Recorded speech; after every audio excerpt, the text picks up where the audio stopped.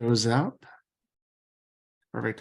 Welcome everybody to our June virtual tasting for the Forgotten Grapes Wine Club. So excited to have y'all here joining us on a Friday. A little bit of a change, but kind of fun. Nice way to kick off the weekend. Weekend that at least here in Paso looks like it's going to have some pretty nice weather. We've been dealing with a lot of June gloom, I know, here on the Central Coast and down in Southern California as well. So hopefully that will be parting as we roll through June. As always, if you have any questions, comments, please throw them into the chat.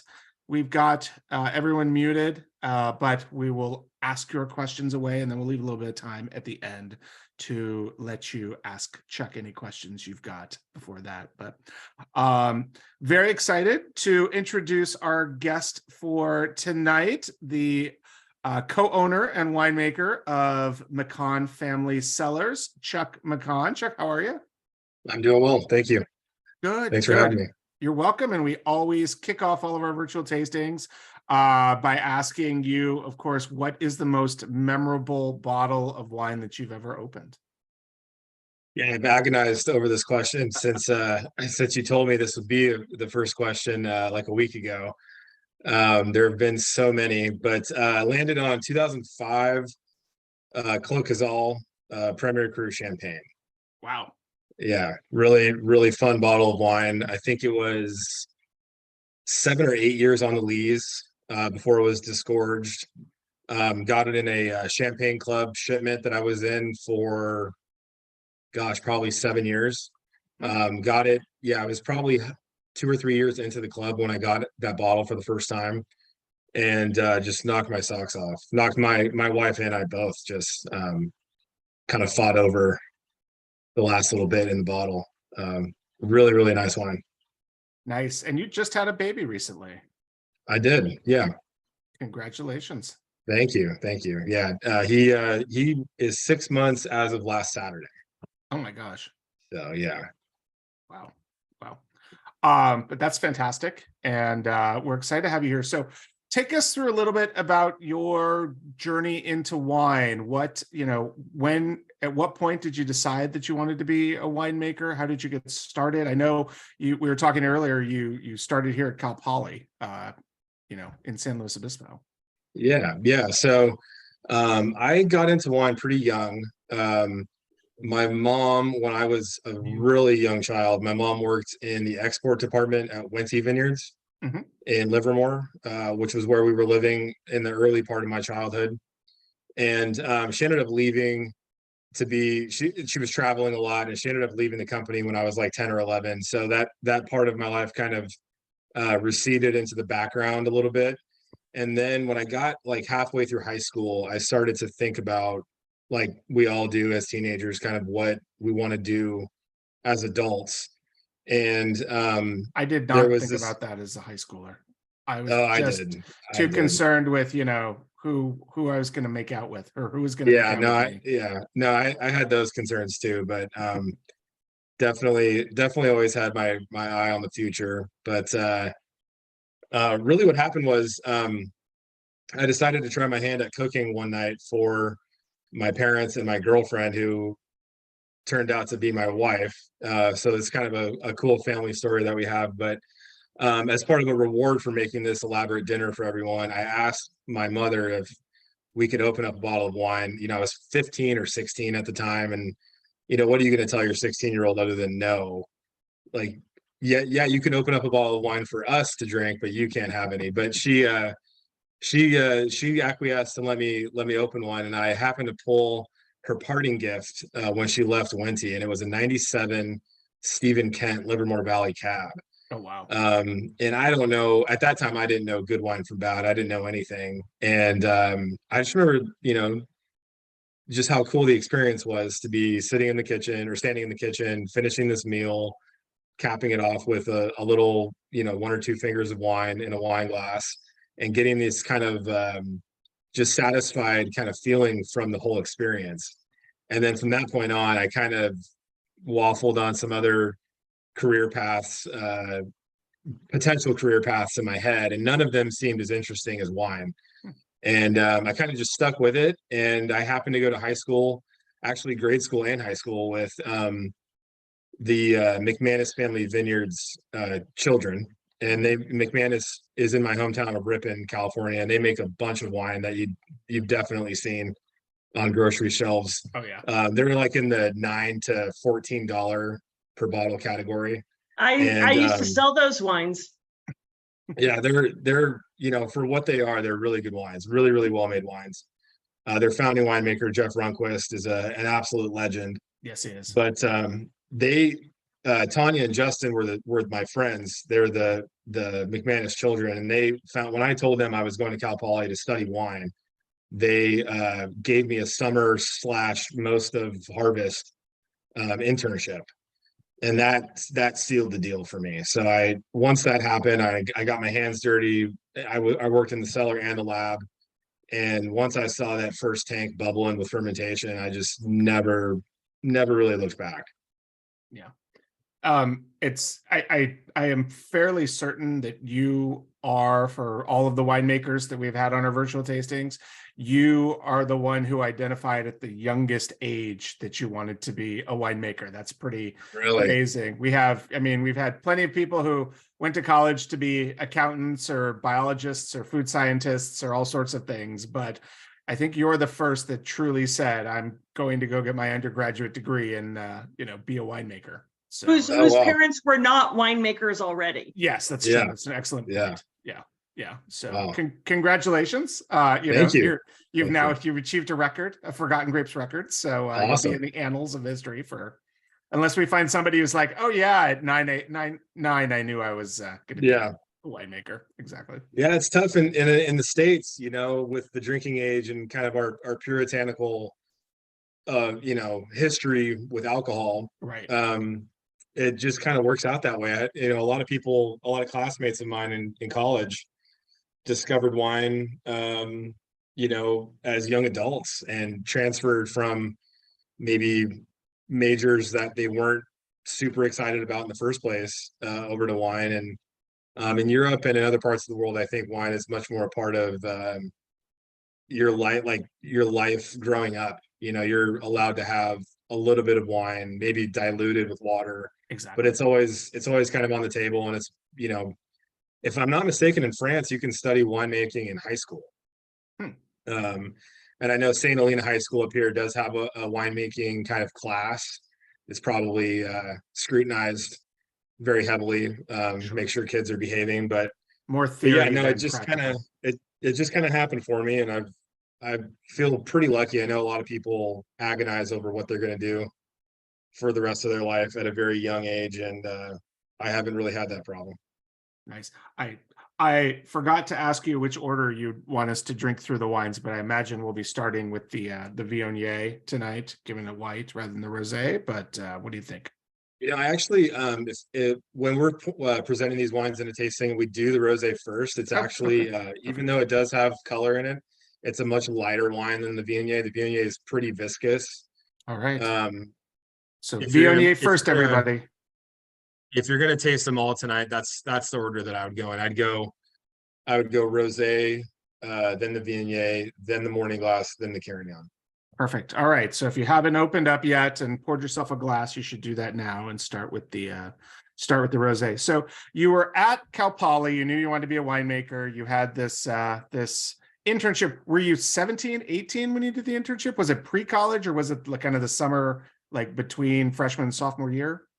No, summer between high school and moving to SLO. Yeah, okay. So I technically was 17 when I started. I turned 18 like 2 weeks after my first day. So gotcha. So you're at Cal Poly, you're studying enology down there, and then did you love the Central Coast? Did you want to get back to Northern California? What was your mindset at that point when you graduated? Love the Central Coast. Loved it. My wife and I, she's from Ripon like I am, but she ended up going to UC Santa Barbara. So we're both very much Central Coast aficionados, like really true blue Central Coast people. We love it down there. We try to get down there once a year. The reason why I left the Central Coast was I really wanted to work for a top winemaker.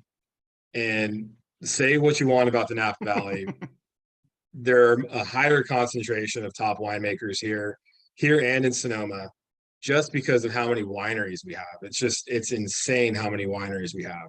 Yeah. For 40,000 planted acres, there are like 400 plus wineries. And when I was living in SLO, Paso was not what Paso is today. Santa Barbara County was not what it is today. There weren't as many wineries. They hadn't split up the AVAs yet. It was just a different place. And truthfully, I did apply for jobs, full-time jobs down there, and it didn't work out. And I landed a really good job at Chapelet right out of college, and never really looked back. Loved living here. So yeah, I haven't had any regrets moving here at all. But yeah, staying on the Central Coast back then was a little bit more difficult for me and my wife in our own kind of personal situations. And that was 2010, 2011? 11, yeah. Okay. Yeah. That you ended up in Napa. Yeah. But you worked at Tolosa, which is Edna Valley. Yep. I worked there for the 09 and 2010 harvest. During college. Yeah. Nice. So what, you move up to Napa, take the job at Chapelet. What were the differences? What were you seeing from your time in the Central Coast to Napa? Obviously different grape varietals, although everybody works with cab, but different focus, different styles. What were you seeing? Definitely the varietal focus in Napa. It's even stronger now. The focus on Cabernet it's like insane. There, people are ripping up high quality Merlot vineyards. Sauvignon Blanc went from, there used to be this ocean of Napa Valley Sauvignon Blanc. You could get really good bottles of Sauvignon Blanc for affordable pricing back in the day.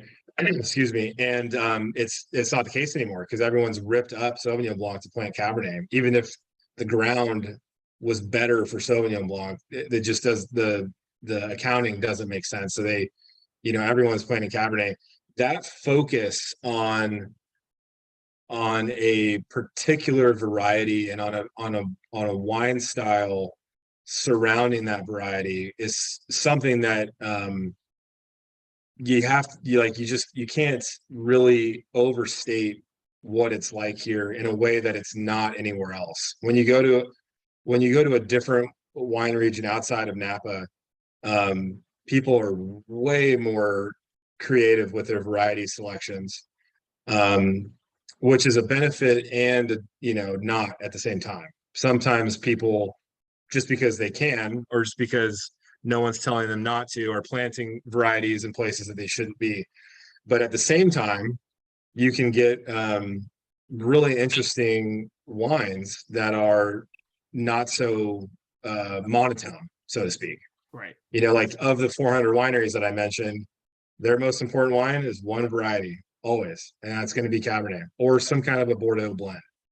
And that's not the case in other places. And like living in SLO, which is just outside of Edna Valley and really close to Arroyo Grande, that's Pinot and Chard country.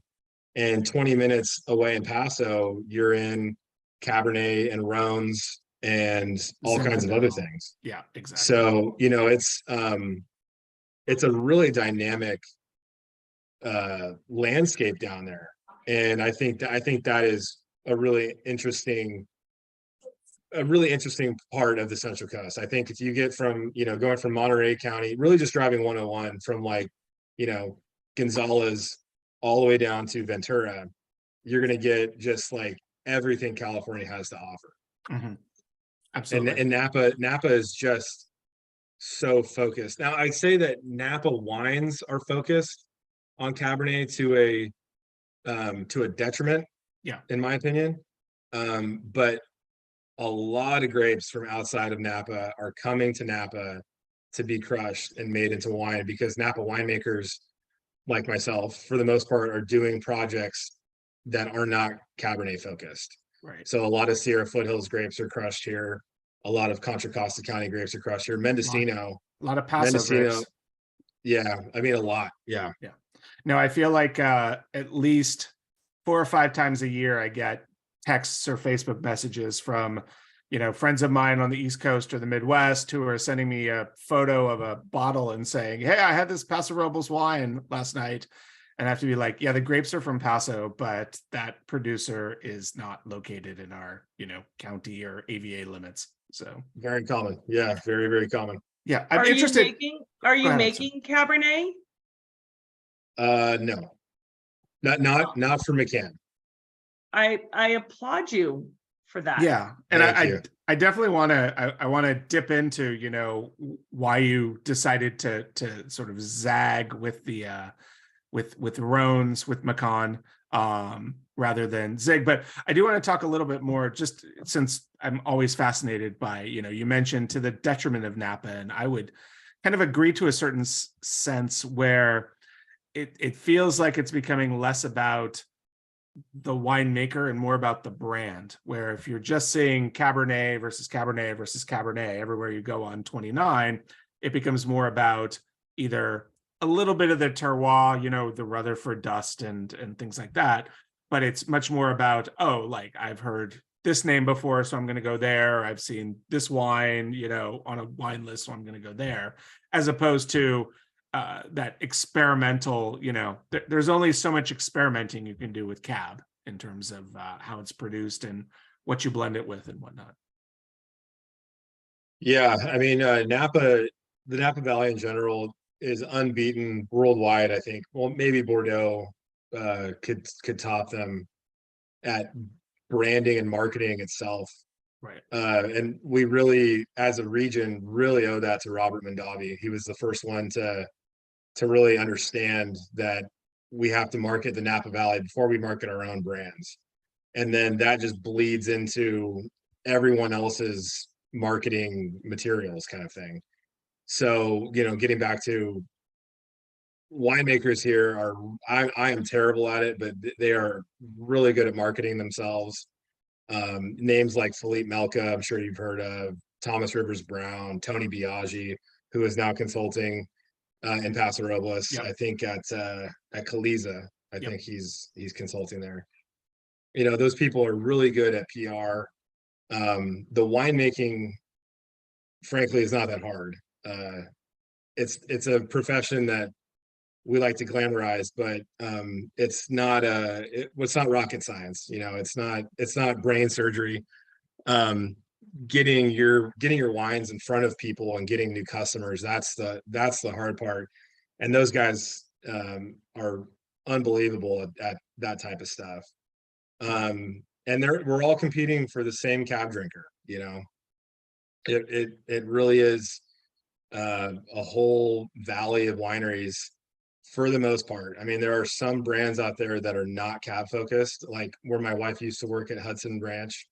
They're a Chardonnay house. Their most popular wines by dollar and by volume are their Chardonnays. Yeah. Or have some Pinot houses. Yeah. Yeah. Well, Peter Michael comes to mind as being a Chardonnay house. They're technically in Knights Valley, but yeah, they are out there. Well, Chuck, wouldn't you say, I agree with you. Robert Mondavi definitely put location first, which is something a lot of other regions try to emulate. But when I talk to winemakers in Napa who are kind of bucking the trend like you do, like Massican and others who are focused on other varieties or white wines, it really sounds like it comes down not so much to the rah-rah of Napa's Cabernet, but Cabernet is money. Well, yeah, 100%. Yeah, for sure. Because it gets the highest price for grapes than anything else. So that's why people pull it out and pull everything else out, because they can't get that for. Well, but that's an interesting point though, because is it the snakehead eating the head? Is it, oh, cab gets higher prices, so we're going to plant more cabs, so you'll see more cabs, and that's all that people can get. But they go to wine tasting, they need to buy something, they buy it, and then we say, oh, the demand is there for more cabs, so we're just going to make more cab. Yeah, I don't, I truly, I don't know what I truly don't know. It's like I said, I've been making Napa Valley Syrah since 2015, and I have lost I've lost 3 vineyards to Cabernet. Mm. They either T-butted over to Cabernet or ripped out and started over to Cabernet, and it's just really, I think it's just pure economics. I've never paid more than $4,500 a ton for my Syrah, and on the same ground they can get 15,000 plus per ton for Cabernet. And It's no different than where you live, Chris. The same thing happens in Paso. They pull out other varieties to plant Cabernet. I am absolutely 100% sure of that. And, we're also starting to see what's really kind of been infecting Napa for the last 5 or 6 years, which is smaller, more independent vineyards are getting bought up by, bigger conglomerates or wineries that are really starting to grow themselves and whatnot. Yeah. We have that problem with Gallo here. We're starting to see a lot of the bigger players coming in, and I've been talking to several people the last couple of days, and actually, for years, about the silver tsunami aspect that's happening right now in Paso, which is a lot of the premier initial winemakers in Paso who came in doing wines in the 80s, the 90s, early 2000s are now hitting their 60s, 70s, 80s, and their kids don't want to take over the properties, so they're having to put them on the market. In fact, I just saw a Facebook post today. A very good friend of mine, Pedro Vargas, he and his wife Vicky, who make wine, are retiring from winemaking and putting their property on the market. He is one of the foremost sparkling winemakers. He literally wrote a book on how to make sparkling wine in the Central Coast, and was one of the first to do his own racking and riddling for a product. And they are giving up the ghost, which is fascinating. Stacy wants to know, how long do you think this trend will last? And by the trend, I think you mean the Cabernet trend. So, what did you say? Gosh, I think someone Maybe mentioned, Allison or Chris, one of you just mentioned that the Cabernet trend is starting to bleed into other regions. I know Paso is really starting to make a lot of Cabernet, which, to me, I don't know. I don't want to be cynical about this, but I think Napa has Cab cornered, and just don't worry about it. Make something else and try to be successful with something else, which they have done. Right. So I don't know. I don't see it stopping anytime soon. I keep reading that Cabernet is not going to survive climate change, but I can tell you I've made a lot of wine, a lot of Cabernet in hot vintages, and they've been delicious. So as long as good wines are being made, people are going to keep buying them. So people are willing to spend 150 plus on wine. And there is for those who are not savvy, like our audience here, who understand about great wine. She means you are savvy. I said people who are not savvy, like our audience, is. Yeah, that came off to me sounding like you think our audience is not savvy. Let me finish. English is fun. Unlike our audience who understands value, interesting grape varieties, and putting it together, that inexpensive doesn't, or less expensive doesn't mean it's not good. Yes. I think that the sad thing is that as long as people think that expensive wine means good wine, and Napa can garner the prices, and the prices will go up and up and up, I don't see the bubble bursting anytime soon. That's the problem. I don't see the demand ever getting to a point where it just implodes. Yeah, I don't either. Yeah, unless people like Chuck and all the other rebels stand up and prove that. I mean, I've heard so many people in Napa and even Sonoma sing the praises. They think everything should be pulled up and Vermentino should be planted. Oh yeah, no, I'm not in that camp. But Well, no, because they say that, I am in the Vermentino camp, but I'm also in the Cinsault camp. So that's a whole other thing. Yes. but Yeah. you know, just that there are other grapes that are better suited to the climate of Napa. yeah, gosh, Napa is I know I'm supposed to be talking about Rhone varieties today, but it's just the way it works sometimes. But yeah, Napa it's a dynamic region. Carneros and Calistoga have nothing in common at all. Mhm. Hell Mountain and Mount Veeder are quite different. Pritchard Hill and Yountville are quite different. Cabernet thrives on hambright, gravelly soil, and a mid to high region 3 degree day accumulation environment. And in Carneros, you don't have that. You have a high region 2, low region 3 degree day accumulation. You have salty, silty loam soils for the most part. Yeah. Much heavier soils. That's going to be Cabernet Franc and Merlot. That's going to be the right bank of Bordeaux, not the gravelly left bank of Bordeaux. That's going to be Chardonnay and Pinot Noir in some areas of Carneros. Carneros is pretty big, so I'm generalizing a little bit.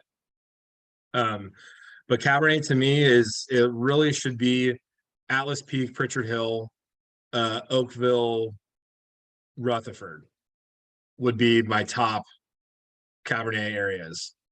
And everywhere else, to me, you should be trying something else. Yeah. Some people would tell me that Mount Veeder, there's a whole kind of army of Mount Veeder supporters out there that I'm not quite into, but I've had some fabulous Mount Veeder wines, but that's just not my favorite Cabernet location. It's just not. Legier Meredith is a brand that I hope, if you haven't heard of, go find them.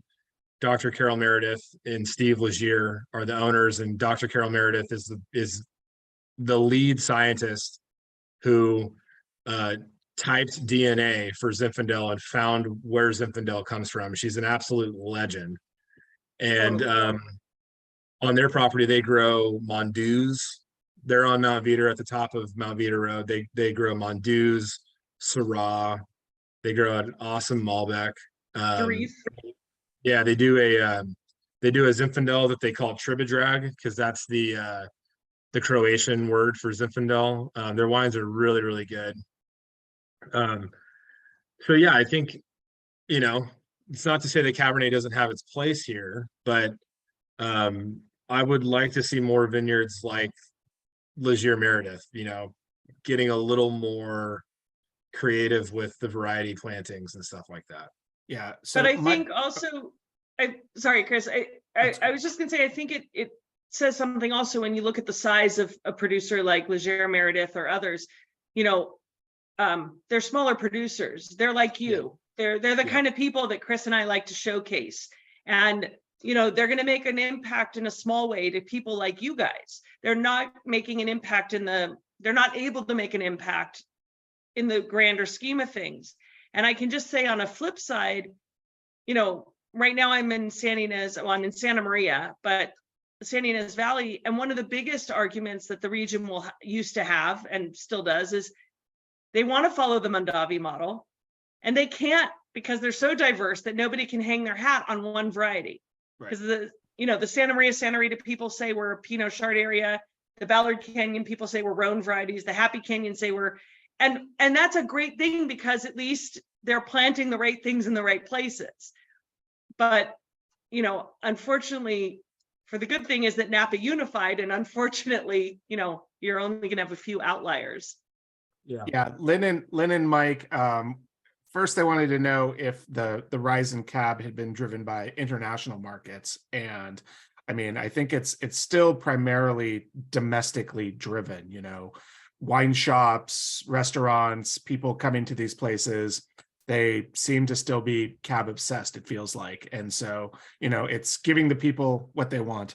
And they also wanted to know, it's funny you mentioned Robert Mondavi and what he kind of did for Napa, talking about place. I feel like one of the best trade organizations out there is the Lodi trade organization, but it's almost been to the detriment of Lodi, because Lodi does some phenomenal wines across the board. In fact, I think they have the widest breadth of total grape, like total unique varieties grown in California. But I think people have just become so focused on Lodi doing Zinfandel that it tends to get second class citizenship. And that was the other question, is, are Lodi and Clarksburg still considered kind of second class citizens in California? And unfortunately, I think the answer to that is yes, partly because they provide so many bulk grapes to a lot of the larger production, bulk wine producers out there, especially Clarksburg, which I think has like 20 total wineries in the entire AVA or something like that. But, they grow their fourth or fifth most grapes in California, some crazy number like that. But And check out by volume, Bogle has to be over 90% of that, right? I mean, Yeah. they're kind of Clarksburg's main producer, right? Exactly. Yeah. Yeah, I don't know. I mean, any other region, I kind of consider Napa and Sonoma to be two sides of the same coin. The wines are all of a certain standard of quality. Our median wine is higher because of how many good winemakers are here. It's just the way it is, and just by number of producers, both counties are just making a lot of really good wine. But you'd be shocked at how much Sonoma County Chardonnay is pressed in Napa. I was going to say, so good winemakers, and also, hedge fund bros and money, tech millionaires. Exactly. Yeah, money for sure. They're the ones driving up the real estate prices, which is why the vineyards have to, why wineries start charging $200 and $250, $300 a bottle and do $50, $70, $100 tasting fees, because they paid, $100,000, $150,000 an acre for their properties or whatever it might be. Yeah, and Napa and Sonoma is starting to catch on to this, but they've made tasting wine into like a high-end dinner. It's like going out to eat at a really nice restaurant most of the time. And I'm a little jaded to it. I drink most of my wine out of a stemless glass or an old Oakland Raiders coffee mug. I'm from Ripon. I'm not one of those hoity-toity people, but it's important for me as a winemaker. Yeah, it's important for me to get out and taste more often than I do, because to get a trade tasting now, it's on Mondays for most places, and I, like everybody else, work on Mondays. So you have to take the day off to go get a trade tasting at Stromsburg, or to get a trade tasting anywhere else. Mondays or Tuesdays are kind of the only days. But I have noticed that, and my wife is much more of an expert on why that is. I think your per customer dollar sale is higher when the experience is more comfortable. But they can't give those experiences away anymore. So it's just, getting a free tasting is unheard of. Getting a tasting waived with a wine purchase is starting to go away. Oh yeah, no, it's 3 bottles or a set amount. Like, you have to spend X amount of dollars to get your tasting. Yeah, or nothing, right? Or it's just not waived. So yeah, it's definitely changing. When I was first starting to drink wine, most tastings were at a bar or a barrelhead or a table, and you came in and you paid maybe $25 or less, right? And if you bought a bottle or two, it would get waived. And tasting fees are something that it used to be a hot button topic, but we've kind of all just, once a winery knows they can get it, they're never going to give it back. Yeah, so prices aren't dropping on the tasting room fees. And no. I think the Register does it. The Napa Valley Register, which is our local newspaper, they do an analysis once a year on, how much tourism dollars come to Napa specifically, but I'm sure it bleeds over into Sonoma a little bit. But I want to say, like, the average person, when they come to Napa, they spend like $500 a day.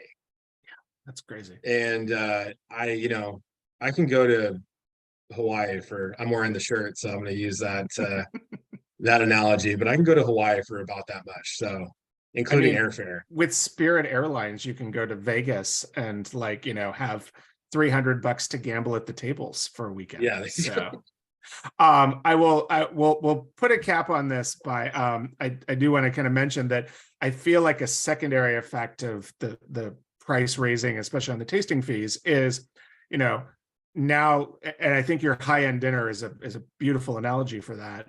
And what it means is that if people are coming up for a weekend, instead of going to visit maybe 10 or 12 wineries, or 15 if they're really ambitious over the course of a weekend, now they're visiting maybe 4 or 5 total, Yeah. which means that, again, it's becoming more brand driven, or you know, where those marketing dollars are spent. And it's also squeezing out the smaller guy who may have been the, you know, the rising tide. The rising tide is no longer lifting all the boats.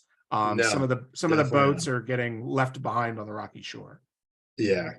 Well, it's also, to everything you were saying, I mean, a trip to Napa especially, but other wine countries are following suit, is a $10,000 weekend. Right. I mean, you've got your flights, which whatever, you've got your driver, you've got your $700 to $1,500 a night hotel, you have your $300 a person meals, and you have $150 to $300 tasting fees.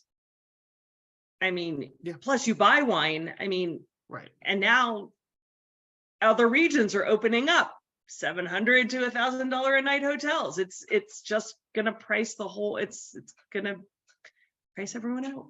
Yeah, it's why we We all need sugar daddies. we'll find you one, Marcy. We'll hook you up. So I wanna seg now. We've talked enough about Napa. Let's talk about Chuck McKahn and McKahn Family Cellars.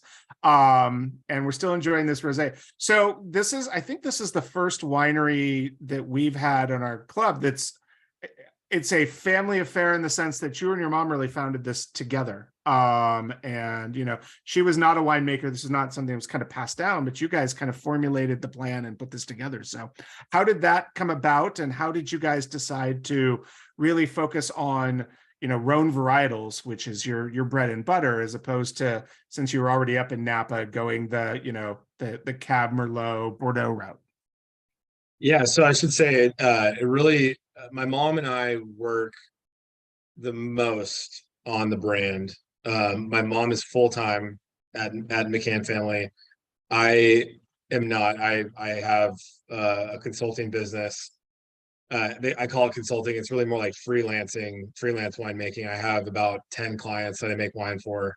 But my mom is full-time. She does all of the admin and a bunch of sales for the business. So a lot of really important, not so glamorous work that she's really hustles and does an amazing job for the company. But in one way or another, my dad Kevin and my wife Brittany have also been heavily involved in the business. So it's really the four of us. Before my wife and I got married, she wasn't even a McKahn yet. We started the company, and we really just, as I started to get more comfortable with the profession, or the craft of making wine, started to get a little more confident in my ability to do it. We talked about it more and more and more. Like, I always knew I wanted to have my own label, but I was always kind of cautious about it. Like, I didn't want to. I obviously didn't have any money when I was young. I didn't want to use anybody else's money to really gamble on my skill set. That was a little bit too much pressure for me. But at some point, Gambling with other people's money is the only way to gamble, Chuck. No, not for me. Like Marcy said, we're all looking for a sugar mama or a sugar daddy. Yeah.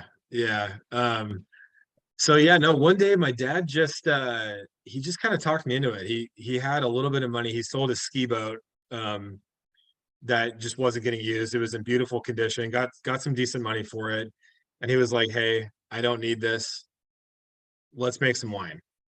And this was in 2014, and I was 25 at the time. I had been at Chapelet for 3+ years, and I was like, "Fine, let's do it." You know, we've been talking about it forever, over, you know, countless Bud Lights, over doing this. So let's just do it. So the four of us got together and completely shot from the hip. We had no business plan. We had no idea what we were doing other than making the wine. Like I said earlier, the easy part is making it. Right, right. Putting together the business plan and having an idea. Wineries, the wine business is very romanticized. Oh, yes. You cannot survive without making a profit, and no one likes to talk about that part of the wine business.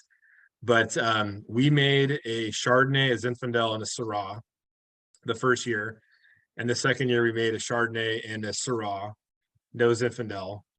And in 2016, I don't remember exactly how the conversation got going. I think I was just talking to my then girlfriend, now my wife, about, I'm just not having as much fun doing this as I thought it would be. This is kind of like work, and I already work enough. I don't need to work anymore.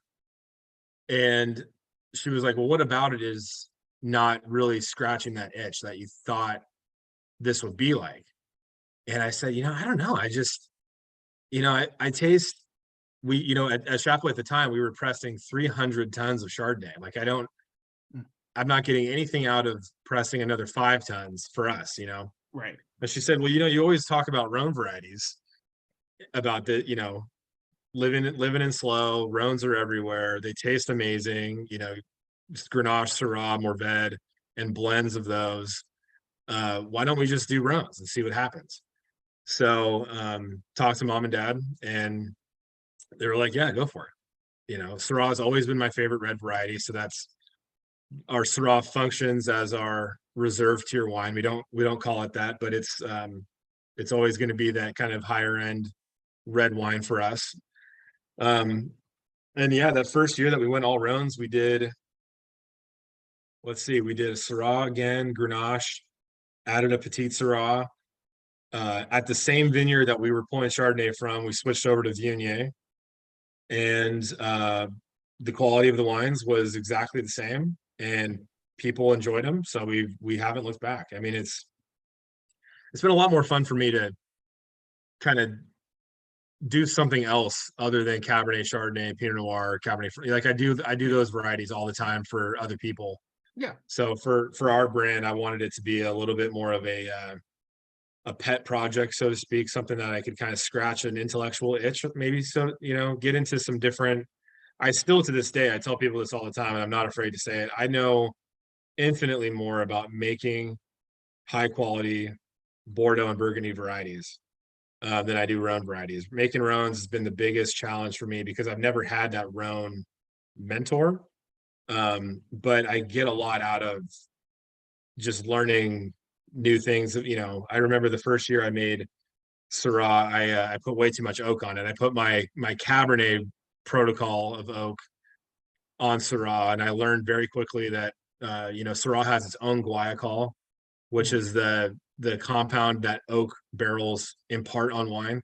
So if you over oak Syrah, it kind of compounds on each other. A lot of people, like particularly in northern Rhone and in cooler climate Syrah areas, they're not putting any new wood on their wines at all. It's very neutral. Because they just don't need it. And that's where puncheons come in. So you have less surface area of oak on the wine. They're 500 liter barrels instead of 225 liter barrels. So I get a lot out of making these wines. It's definitely a unique experience for me, and we have not looked back. It's been a lot of fun. Chuck, how long were you at Chapelet for? 5 years. And then you were, I think, in your bio, you had worked at William Harrison Vineyards. Yeah, I was the winemaker there for 6 years, and I left last March of 22, and I'm now the consultant there. That is the one brand I actually do consult for. It's they have a winemaker, and I chime in on advice and blending, and I taste with them all the time and do that type of stuff. A little bit of vineyard liaison work for them, but so I've been involved with Bill Harrison since 2016. And so the 10 clients you work for, they're all wineries that are doing exactly what you said. None of them are breaking off and doing any other varieties. It's Cabernet, Chardonnay. Yeah, mostly Cabernet, a little bit of Sauvignon Blanc, some Chardonnay. When I say Cabernet, I mean Cabernet varietal wines, but I do blend pretty heavily. My standard cab blend is about 80 to 85%. So there's a lot of other things that are going into it, mostly Petit, Verdot, and Malbec. But yeah, no, I make the wine from grapes to bottle for about 9 to 10 other clients. Nice. Just so you know, I mean, the only reason I invited you to be part of this was because you were the head winemaker at William Harrison Vineyards, and then I asked you in February 22, and you quit a month later and never tell me. So I'm very disappointed at this point. Sorry, I'm kidding. I'm sorry. Yeah, the side hustle became the main hustle, and No, I'm excited for you to be out on your own shingle, and it sounds like it gives you a little more freedom and a little more, hopefully more money, but also you're getting to use some different techniques and see different vineyards and different styles and whatnot. that's the different vineyards is the biggest thing for me that's been very enjoyable. When you're running an estate winery, there is a nice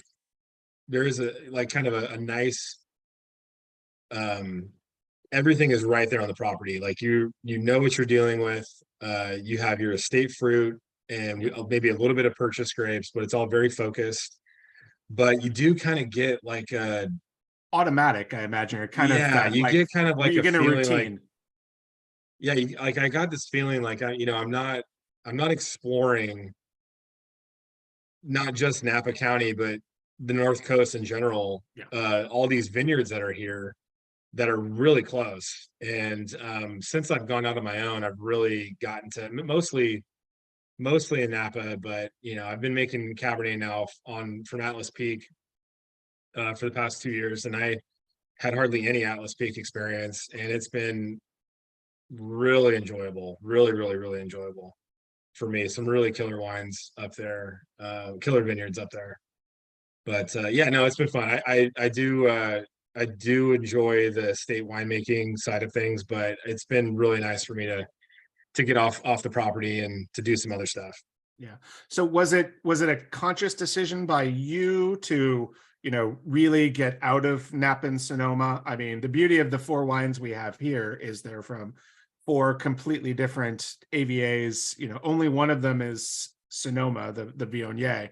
But was it, really kind of a decision that you wanted to get out of that area, explore different areas, or was it, these are obviously not Napa and Sonoma, so you can get grapes for a lot less when you're starting, and obviously they have more access to Rhone varietals in places like Contra, Costa, and the Sierra Foothills in Amador County. How did that work? Yeah, so we don't own any vineyard. Not to say that we won't someday. I'm saving my nickels, but one of the advantages of not owning your vineyard is that you're not really beholden to a single appellation. You can be creative with your selection process of where you want to make wine from. And it kind of happened organically. I didn't really say we're going to make one wine from one AVA and we're never going to make more than one wine from that AVA. It kind of just happened that way. The rosé, the vineyard that the rosé is pulled from was the first winemaker I ever worked for. He purchased Jeff Runquist is his name. He was the founding winemaker at McManus. He has his own property in Shenandoah of Amador now. And I called him. I hadn't spoken to him in like 5 or 6 years. No, longer than that. It was longer than that. It was like 8 years. And I called him in 2016. And I knew he was in Amador, and I was looking for Grenache, and he said, I just closed on a property that has Grenache, and I don't need the vineyard, or I don't need the block, and it's all yours. And that's just how I got those grapes. And we made a red and a rosé from it for 3 years, and then 4 years. And then in 2020, I just decided I had always preferred the rosés off that block, and I just decided we're only going to do rosé from this block. And that's how we kind of curated that program out of his vineyard. But things kind of just happen. They're conscious decisions, but they're decisions made off of like little micro decisions, if that makes sense. It's kind of like a a really long, drawn out A kind ripple of thought effect, process. if you will. Yeah, exactly. I mean, in Napa, there's just not a whole lot around. So there used to be more Syrah. There used to be, there's Grenache here and there.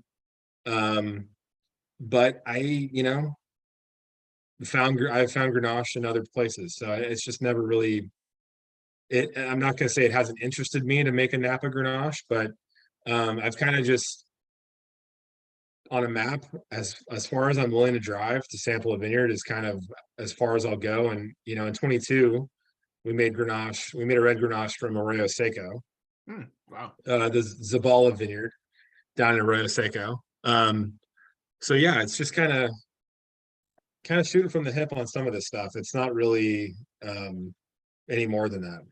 Yeah. So this rosé, the 21 that we are enjoying, 100% Grenache from that Runquist block out there. Yeah. And are you doing direct press on this? Is it Sauvignon? It sounds like it's direct press if you're picking these grapes specifically just for rosé. Yeah, direct to press. I pick it at a very low sugar. So 21 and a half bricks, which is, a potential alcohol of like, 13 even. Right. High 12s, low 13s. I've just always really enjoyed the way a whole cluster press Grenache rosé smells. The aromatics. This wine it's not as fresh as it was. Obviously, it's a 21, but it just smells like passion fruit and strawberries right out of the fermenter. I mean, the whole area on top of the tank is just all this really awesome fruit characteristics that I think you lose a little bit. You lose it when you wait to pick, and then I think you lose it a little bit when you macerate the fruit. You gain some things, but to me, I've just always liked the way it smells whole cluster. So that's just how I've always done it. I've never made rosé the same way twice. We landed on this protocol in 21 doing 100% tank fermented and 100% tank aged. Okay. Not to say that I wouldn't go back. I used to do I've done 100% neutral barrel. I've done a combination of stainless and neutral barrel. I've never put new wood on rosé, but I have done neutral. And then I've done tank fermented, barrel aged. And I think I've landed on tank fermented, tank aged, but keep it on the lees in the tank that it was fermented in. You get a little bit of that kind of softer, creamier mouthfeel. You're not just getting this like steely, acidic kind of thin wine. I think this wine does have a little body to it. And you're doing some batonnage to that to really stir up those lees and kind of give it a little more body, or just not too much. Mainly when we add sulfur to the wine, you do have to stir it up.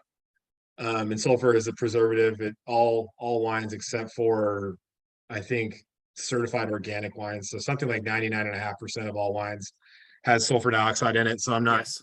I hope I'm not bursting anyone's bubble. It's not the sulfites that give you headaches, people. It's the histamines. Yeah. But yes, Yeah, all wines exactly. have sulfites.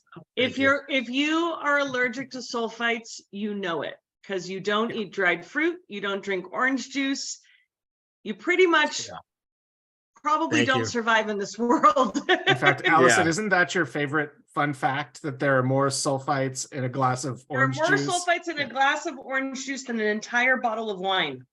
Yeah, I don't doubt it. All the sugar that orange juice has, they are probably pasteurizing it as well to keep it from fermenting on you. But sulfur is definitely a way of, it's an antioxidant, antimicrobial. It's very common in wine. So yeah, anyway, it is possible.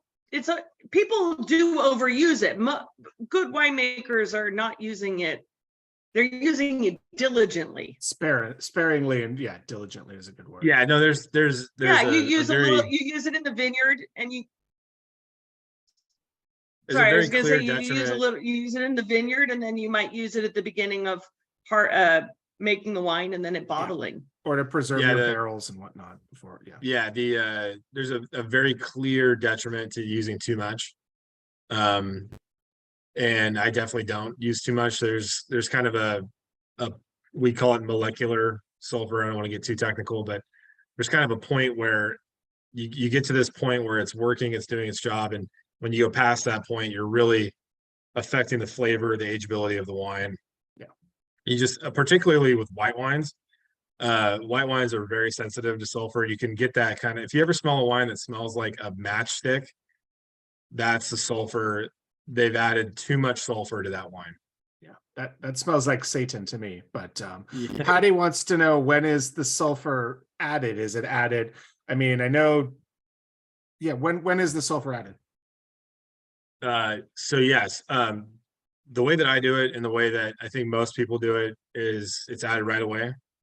When we crush red grapes, right in the must pump where the grapes are being pumped to the tank, we add a 50 part per million, so milligram per liter add of sulfur. And then it's not added again until after malolactic fermentation. And malolactic fermentation is the secondary fermentation, converts malic acid to lactic acid. Almost all reds go through malolactic fermentation. Chardonnay would be the most famous white that goes through it. Bacteria is very, very, very, very sensitive to sulfur, so we don't add it again unless we absolutely have to, which does happen, but we don't add it again until that fermentation's over with. So think about like January, February would be the next addition of sulfur, and then we maintain a sulfur level throughout the aging process of the wine. And then right before bottling, usually I will let the sulfur drift down to my target bottling level, which for white wines is 25, and for reds is about 30 milligrams per liter of free sulfur dioxide. Nice. So we've been talking about this rosé quite a bit, and we always love to find out what food pairings you would normally pair this with. So, Matt, I don't know if you're with Scott tonight, so I don't know who's doing the cooking over there, but you're normally our resident foodie here. But Chuck, what food pairings do you recommend with this wine? Yeah, so our rosé, I don't know if it's just our personality, but we think this is the morning, like the pre-noon brunch wine. This is the wine that we drink when we're got nowhere to be on a Saturday or Sunday morning. It's really good with breakfast foods. We our standard kind of brunch that we do in our house is eggs Benedict. Wow. And it just goes well.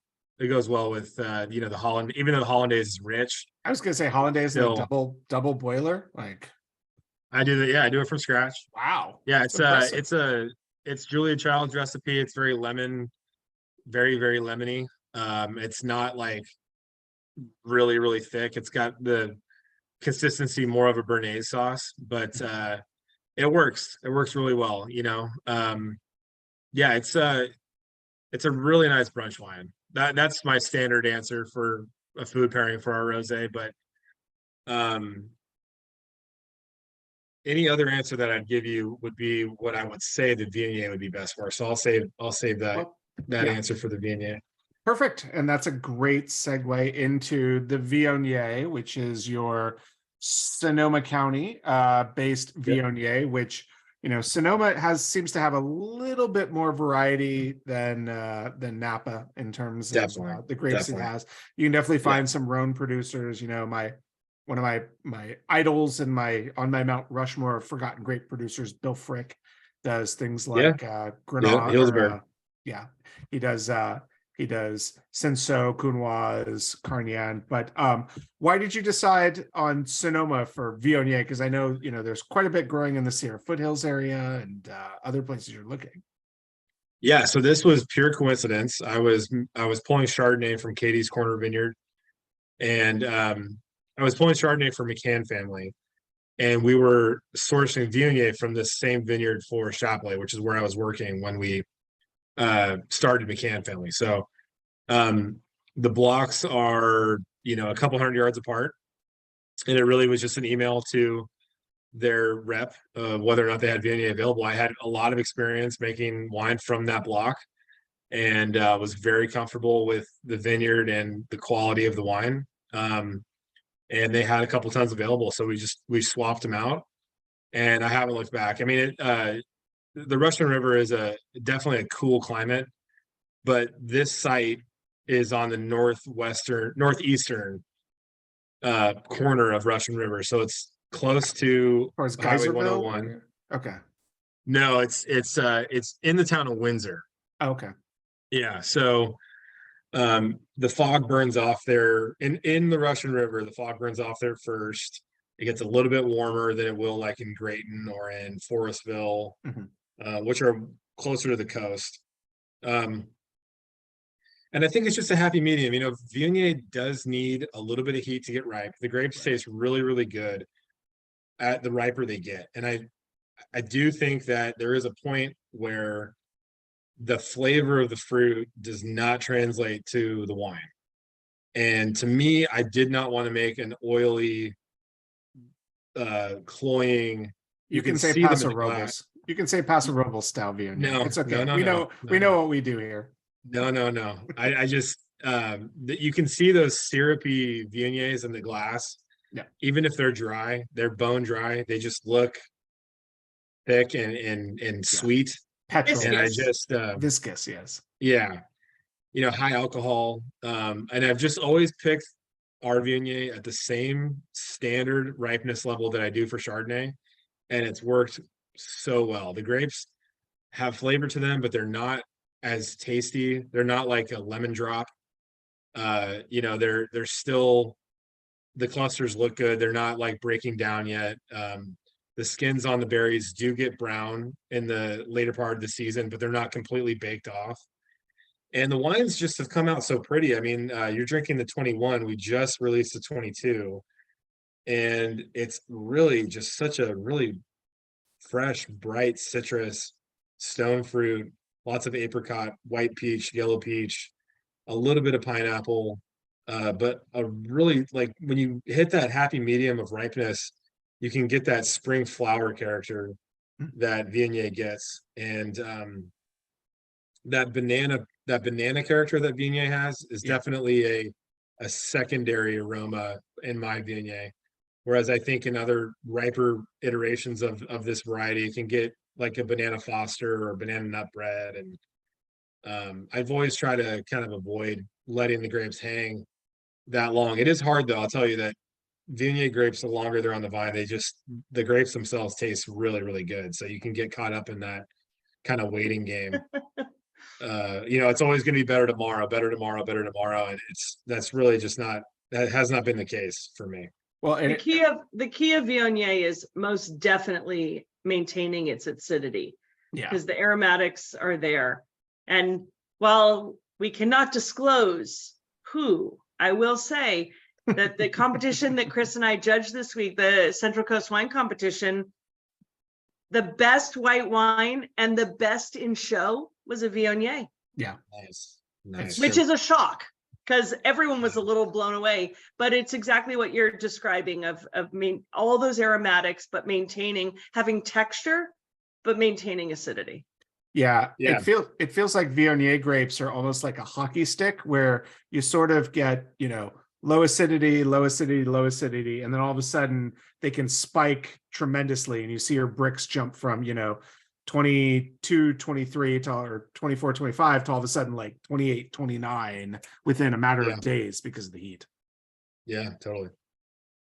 Yeah. So it's You know, just Viognier, finding that balance. yeah, Viognier comes from the Northern Rhone. It's not Quandru is where it's from.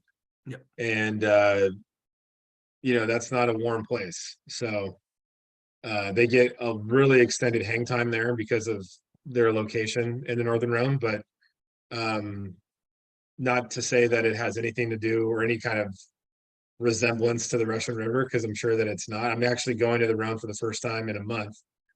Yay. But Russian River is its own place. But with the right viticultural practices and a little cooler climate, I've been really happy with that wine. For other brands, I've made Viognier from other sites, and it's not been as good as Catie's Corner. Catie's Corner has always been a really, really nice site for Viognier. Have you made any other Rhone white grapes? I just released in April our first Grenache Blanc from the same vineyard from Catie's Corner. I was on a wait list for 6 years. They have a 1 acre block there, and they parse it out in 1 ton increments to, I think, 5 clients. So they're pulling 5 tons to the acre, which for Grenache is not that heavy. No. But to say it's definitely a competitive block to get into, and I took a long time, a lot of begging, and it worked out. And I'm very pleased with the it's 100% Grenache Blanc. There's no Viognier in it. That has been an experience. I've gotten really, really good reviews from our customers on that one. Excellent. But So no when Roussan, no Marsanne, not yet. That's down the road. no Picpoul, no Claret Blanche, no Uni Blanc. No No, Beurre not yet. Yeah, exactly. Not No yet. Vacares. So when you're bringing the grapes in, what's your process with Viognier? Are you doing this all in stainless? Are you doing neutral? Any lees contact with this? Yeah, so it's kind of I would say it's a modified Chardonnay program for me. It's whole cluster pressed, barrel fermented and aged in all neutral barrels. So no new wood at all neutral barrels. For me, a neutral barrel is the 3rd fill and onward. So the first fill is the most oaky. The second fill is quite a bit less oaky, but there is some oak. Then the 3rd fill for me is where I classify neutral.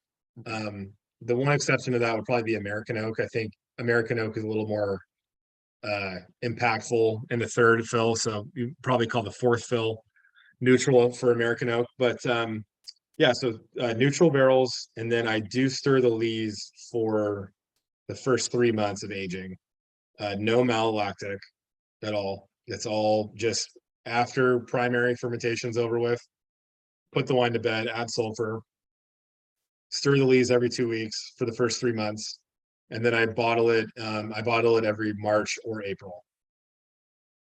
Yeah, so about 6 months of aging. So I think you're the first winemaker I've heard that's doing whole cluster Viognier. What was your decision making behind that? Just to add, I mean, I guess if you're picking it a little bit early, you're adding a little more body and zip to it, or Yeah, so whole cluster pressing came around in the 90s. Winemakers were getting really tired of tannic white wines, and whole cluster pressing really does reduce the amount of tannin that you extract from the skins. right? When you get the berry off of the stem and you squeeze a destemmed berry, you get all kinds of tannin that you normally wouldn't get with whole cluster. Viognier, in my experience, has been the most tannic white grape that I've come across. So for me, it was never a question. It's a very dry cluster, very thick skin. The juice yields on it are absolutely terrible. A typical juice yield would be, Chardonnay is 160 gallons per ton. Typically, Sauvignon Blanc will be more. Sauvignon Blanc will be like 165, sometimes 170. Right. When you do the cost accounting for these stuff, it really just pains me.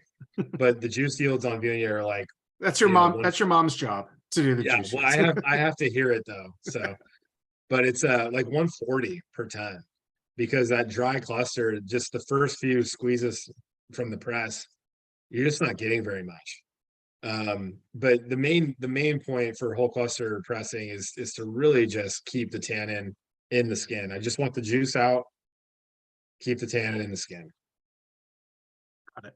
Got it. So you kind of teased us before with your food pairings for this one, which also cross over to the rosé. But what are you pairing with the Viognier? Because I know that can be a really difficult white to pair depending on how it's produced. Yeah, I like, shellfish with any kind of like butter oil sauce is really good with this wine. And then sushi, I think, is really good with the Viognier too. Whenever we have sushi at home, the Viognier always does really well. It's really dynamic with fish for some reason. I'm not a somm, so I'm not up on why that would be. But for me and my wife, it always has worked out really well. Very nice. Very nice. Cool. Let's move on to the reds, and we'll start with the Morning Glass, which is a really, I don't think I have ever seen this blend before. So how did you come up with it? Where does the Morning Glass name come from? Is this a wine? Is this kind of your experimental wine where you're able to do some different things every year, or you're always trying to make it in the same style? Yeah, so I'll talk about the name first, then we'll get to this blend. The 2020 blend is definitely unique and has a really good story behind it. But the name comes from, we're a family wine business. We wanted to come up with a name for a wine, and we wanted it to have a family derivation to it, something that meant something to us as a group. And for every year from 2003 to 2013, we as a family would go to Lake San Antonio, which is in southern Monterey County. It's just north of Lake Nacimiento. Mhm. Yeah, we went there for a week every single summer for 11 years. And we always called the lake at dawn the Morning Glass, because we would go water skiing at like 7 in the morning. We'd all wake up, go water skiing, and we just called it the Morning Glass. And the names worked out well because people always have the double entendre thing with it for the morning glass of wine, but it really doesn't have anything to do with drinking wine in the morning at all. I thought it was something like a morning wood joke, but apparently not. No. So that's fair. That's awesome. Yeah. And I know Morning Glass, I'm digging myself out of this hole. Morning Glass to the surfing community is one of the worst conditions that you can have, because it basically means that You're you not have no surfing. waves, right? There's no Yeah. surf that morning. It's just Morning Glass, and that's the last thing you want if you're a surfer. I don't know that you Yeah. dug yourself out. I think you just distracted. That's fair, which is good. Yeah, I'm throwing smoke bombs and escaping out to the left. I'm Houdiniing it. But That's awesome. no, I love that. And clearly you guys are a big water skiing family, which you don't hear a lot of Californians who are, into the water skiing. We were. My dad had a ski boat that he took a really good care of, and got a lot of memories out on the boat growing up. And like a lot of things in life, just got too busy. And now we have a wine brand, so now we're even more busy. Yes. So I feel like you could make a wine called Ski Boat to, remind you guys of where literally the brand started. yeah. I don't know. My dad might cry every time he opens up that wine. But we talk about getting another one, but I doubt it. I doubt it's gonna happen. But You never know. yeah, that blend is interesting though. It's Yes. in 2020, Napa and Sonoma had, in August, I forget the exact date. Actually, it was like the whole state. Yeah. Lightning storm came through the whole state and just lit like ridiculous amount of fires. Oh, yeah. It was absurd. It was brutal here in And- Paso Robles. I could not go outside for the entire month of August because the air quality was so bad from the smoke coming down from Salinas and then also up from Montecito. So Yeah, that was nuts. It was nuts. But so the August fires, we all call it the lightning fire. We all knew harvest was just starting, and we all knew, do what you can. We're all going to make smoke tainted wine. Do the best you can. We all know how to, well, not all of us, but a lot of us know how to remove smoke taint. And it's just something you have to live with. You can't skip a vintage. You have to make some wine. You have, like I said earlier, you have to make money so that you can make wine next year. right. And 6 weeks later, another fire started. And that one was so close that the smoke taint was beyond anything that any of us know how to deal with. The glass fire ripped through Napa and Sonoma, and it was like apocalypto, man. I mean, it was just nuts, and none of us cared about harvest at that point. It was just like, let's just get through this and let's pray for some rain, have Thanksgiving, and get on with our lives. You know what I mean? Right. But so when we got to that point in harvest, I didn't have any of my vines. I didn't have any of the vineyards available to me for this wine. Oh, wow. So I went to a great broker and told them the situation, and they said, I can get you Grenache, Petit Verdot, and Malbec from the Sierra Foothills. They're ready to go. They're ripe. I'll show you the sampling report. This is a great broker that I am familiar with. And I said, done, send me some fruit. So that's what we came up with. We came up with the Grenache, Petit Verdot, and Malbec blend. It's not nothing traditional about it at all. Just needed to get Something in bottle. good wine into bottle, and that's really all that mattered to us. And it worked out really well. This reminds me a lot of when I would go to house parties in my my early to mid 20s, and it would be like you walk up to the bar and it's like, okay, I've got creme de menthe, bottle of vodka, some Kahlua, and some Collins mixer. All right, I'm gonna figure out how to make a cocktail out of this that's drinkable. Yeah. No, it's very unique. Stacy texted me and said that she wants to, when she drank this, she wanted to say what's in the bottle the same way that Brad Pitt says what's in the box at the end of the movie Seven.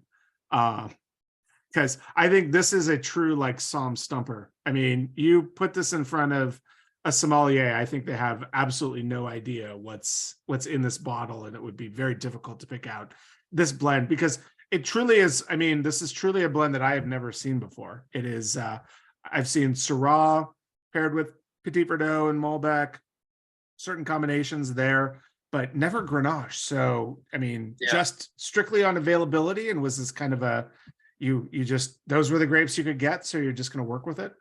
That was it. Yeah, that was it. They the 19 Morning Glass was not from the Foothills, but the previous vintages were. So from a branding perspective, we didn't really lose much by going back over there and getting grapes. And you know, I knew this broker. I'll keep their name to myself for now, but I know them personally, and we did have an agreement that if the wine wasn't up to our standard, that they would take it back. And it was. So even though it did not fit our kind of shtick of being 100% rounds, Right. I needed to have some wine to sell to, you know, continue the you know, vintage to vintage winemaking that we do. Yeah. I mean, it's really unique because you get the lightness of the body from that Grenache, but then there's that weight on the back end that has you can definitely like feel more than taste the Malbec and the Petit Verdot, but there is that kind of smoky hint on this. And you know, before I noticed it was a 2020, I was going to ask you about the barrels that you used on this, because I imagine you had a fairly heavy char, but given the smokiness of 2020, that makes a lot of sense about why there is that kind of just a hint. And it's not overpowering, but there's definitely a smokiness to this wine. Yeah, I think the smokiness, there might be some low levels of smoke taint in this wine. From the numbers, they were clean, but there's a lot about smoke taint that we've learned since then. But you know, the analysis panels have gotten more sophisticated over time. Right. But Petit Verdot is another variety that has its own glycol, which smoke taint and oak barrels, what you're smelling is glycol. Yeah. So I think the Grenache playing with the Petit Verdot is offering up that smoke taint. There actually was only 20% new oak on this, which is not very much. But real quick, someone asked which region of the Foothills. Most of this wine is from El Dorado County. Okay. Yeah, So, yeah. I suspect it was a couple of different, or else you would have probably honed in on just the AVA. Correct. Unless you had Correct. Yeah. It's your county, listing the county on the label, you have to be 75%. And I think we were like 68 or something like that, El Dorado County. Gotcha. So, but we do have 85% or more Sierra Foothills in total in the blend. So since this is kind of the outlier of the Morning Glass, what is your goal or protocol normally with the Morning Glass? What are you hoping that wine is year in and year out? Yeah, the morning glass, I've made 4 vintages of it. The blend has always been different. I've wanted it, and I'm getting close to being consistent with it being a Grenache based blend. My goal for that wine, it's probably a foolish goal, but I want to offer a really nice wine that doesn't need to blow you away at a decent price that you can enjoy and not break the bank and not be disappointed in. You know what I mean? I want it to be a good wine at a fair price. And that's super hard to do. Making an expensive wine is way easier than making a cheap wine. And that's just always been my goal. I've line priced it with the rosé always. It's always been the same price from vintage to vintage. And I jokingly kind of call them the gateway drug. I want them to be kind of I want people to find them out in the market and Sorry, find us. the dog explosion is about to happen, so just be prepared. Yeah. I want people to find them out in the market, find these wines out in the market, and then find us via the wine, so to speak. So Yeah. that's kind of the program we're putting together. I've been taking a break from Morning Glass the past couple of years. We're going to bring it back in 22, the 22 vintage. But yeah, that's kind of what we're going for. And are you doing, I mean, it's a Grenache blend, but is it still staying in the Rhone family, or are you like pushing the bounds of doing Grenache and Bordeaux or Grenache and some other things, maybe a Tempranillo, kind of doing more of a Spanish blend type of thing? Yeah, no, it's definitely intended to be a Rhone focused blend. Yeah. The only exception to that is the one that we're drinking in 2020. Nice. This is the outlier, as Malcolm Yeah. Gladwell would say. Nice. Yeah. So the food pairing with this one really unique. Like, again, since it has that smokiness, but that Grenache, it's higher acid, kind of bright. Like, to me, this screams out like a tri-tip or like a smoked brisket. Like, I'm feeling barbecue with this wine. Yeah, I'm a carnivore. Not technically a carnivore, but I do love my meat, and I feel like all of my red wines just happen to, I don't know if it's like a reflection of my personality as a person, but all of my red wines seem to pair well with meat dishes. Yeah, I've had this wine with all kinds of things, very dynamic with the food pairing. Probably it's good pizza wine. Whether or not if your pizza is high end or not, it's a good wine to have pizza with. It's a good affordable wine should be dynamic in the food pairing that you're drinking it with. It's not like a specific dish is going to go well with this wine. It's going to be a broad range of things. Absolutely. No, and the Cataocas are resident vegans here, so I would say some portobello mushrooms off the grill, or even like a lentil dish with a little bit of liquid smoke in it would go fantastic. When in doubt, Chris always has a grilled portobello. Hey, it's a good, that and lentils are like your classic staples for red wines. So, and it's only because I cannot eat eggplant, so I won't go with the like ratatouille, which is for a lot of people, it's their like, oh, this is the vegan option there. Yes, lovely. Yes, speaking of carnivorousness, sorry, Cataocas. Let's move on to the Carignane, the 2019 Carignane, which we are very familiar with Carignanes here. It's one of our favorites, one of our staples. Fair amount of our winemakers are bringing Carignane to the table, which is one of the things we love at Forgotten Grapes. So you mentioned, I mean, it sounds like all of the wines we've had tonight are kind of like, they're fun little happy accident stories about how you found these vineyards and came to possess these grapes and make these wines. And I think that the Carignane is no different. Yeah, the Carignane is probably the most this batch of grapes literally fell into my lap. When I was making the wine at William Harrison, we had a custom crush client who was bringing in Carignane from this vineyard with the Sandy Lane Vineyard in Oakley, which is in eastern Contra Costa County. Very, very sandy soils, a lot of really old vineyards They're planted by Portuguese families a long time ago on their own roots, no American hybrid rootstocks. And kind of as a joke, I told her like, hey, if they have 3 extra boxes, which is, you know, a ton and a half of grapes, I'll take it. And they were like, all right, yeah, it's on the truck. It's on its way to you.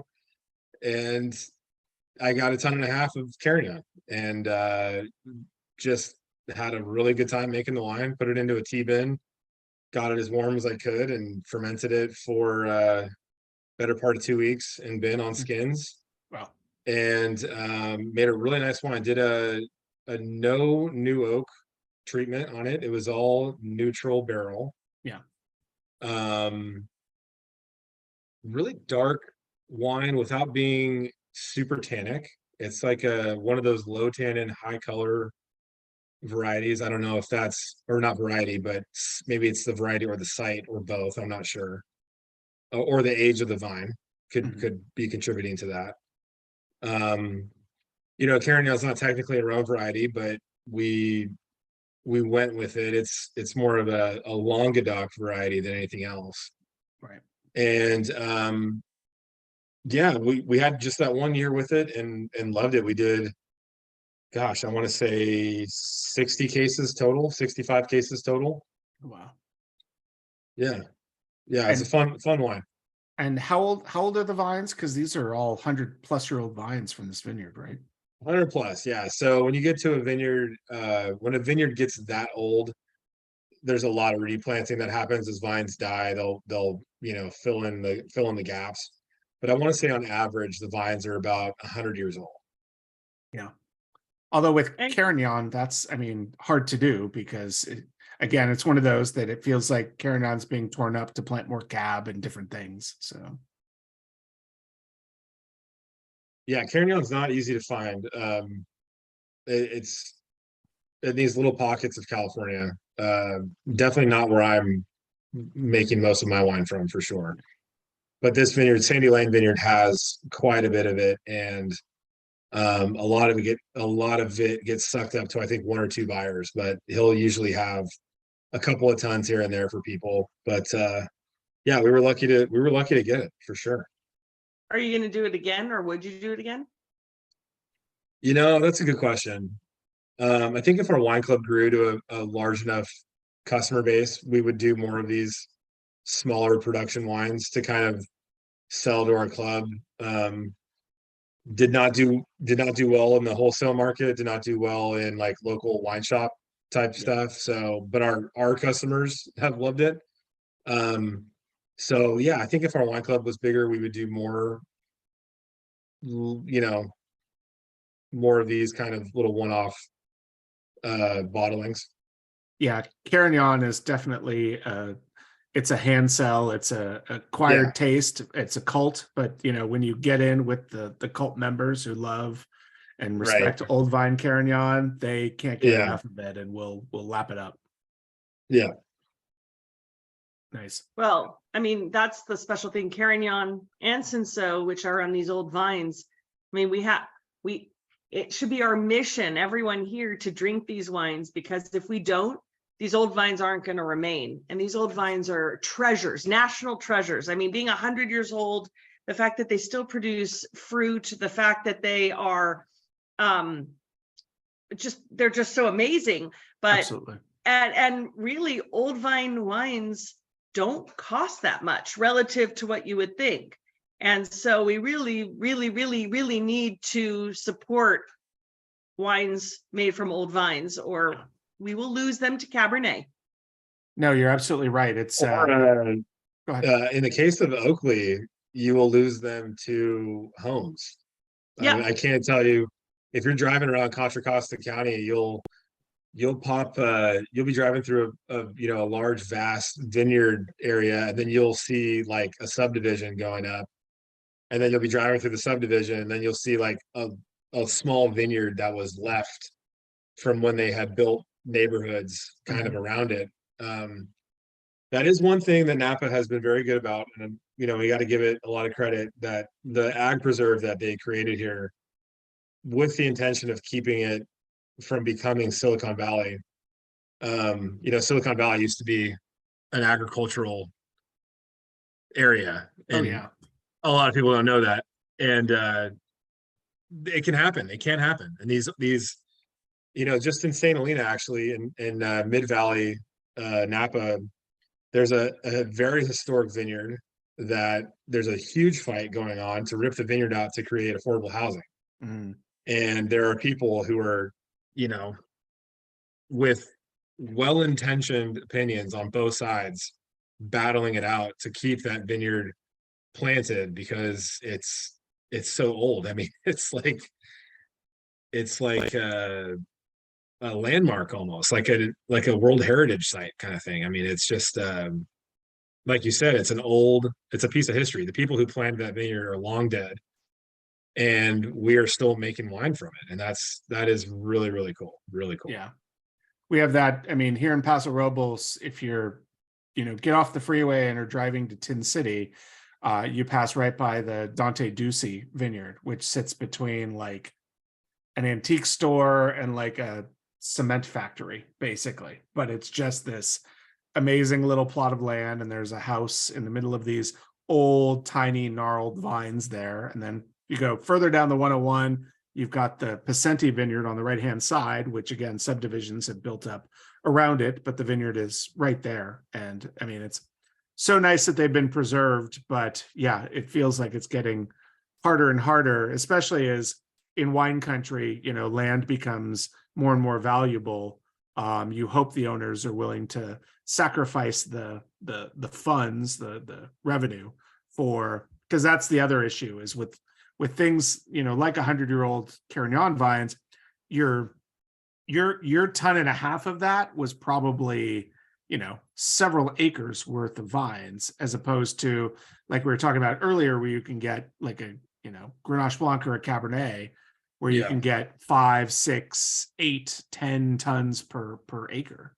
Yeah, they're it's very wide spacing. They're dry farmed because 100 years ago they didn't really have drip. They did not have drip irrigation, and being that close to the bay, you didn't have any flood irrigation, and right. So yeah, I think a ton and a half was probably every bit of an acre, maybe an acre and a half. In a heavy year like 2019 was, but they're all interesting conversations that are being had on both sides for sure. But there are people out there, if you're really into old vines, kind of the old vine guru in California. He happens to be based out of Napa. His name is Tegan Pasalacqua. Mm-hmm. He's the winemaker at Turley. He has his own brand called Sandlands, and he hunts down old vines. He's got his own vineyard in Lodi. I forget what sub app of Lodi. I don't think it's Mokalume, but it might be. But he'll find a old Shannon vineyard somewhere that's being tended to by someone who didn't want to rip it out, and he'll make a barrel batch out of that one vineyard if he can get enough grapes out of it. So Yeah, and another they're person, Abe Schoner is another person who seeks out these old vines. Yep, I've heard of Abe. I've never met Abe, but I have heard of him. He's in LA now, isn't he? Yeah, he's in LA now, and I just heard him speak a couple months ago when he was talking about how he's realized that he's not all the things that we think we're supposed to do to old vines, he's learning is not right. I can't really repeat what he said because I don't have enough information, but I mean, it was just that he's really passionate about saving these vines. He's working with a lot of these old vines that are in LA, in LA County, up in like Cucamonga and other places. But you're totally right, Chuck. Lodi is an amazing place to go if you want to see old vines. I mean, just old Zinfandel, as do Healdsburg, Dry Creek and other places have. When you just see these big fat trunks, and then they're like little monsters coming out of the ground, and they're just beautiful. It is pretty cool. Cool. Good friend of mine is related to the Buckland family, and Buckland owns Old Hill Ranch in Glen Ellen. And these are, I think, like an old just past the gold rush, Italian immigrant family just planted a bunch of vines, and they've got, I forget how many acres of vines they have, but they had this pretty sophisticated way of mapping the vineyard, and they've got like a couple of rows of Grenache, a couple of rows of what else do they do there? It's all kinds of stuff that are just planted around, and when you're looking at this color coordinated map, each color is a variety, and it's just like I don't know, it's hard to, like a pixelated kind of image of a vineyard, and it's just really cool. It is really cool.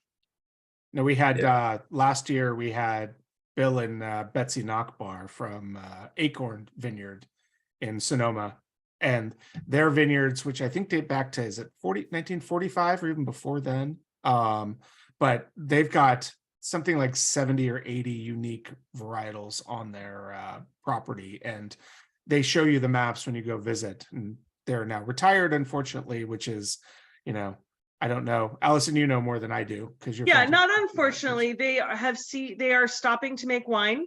If you liked the Acorn wines, they still have them. They have them until they're sold out, so you can buy Acorn wines.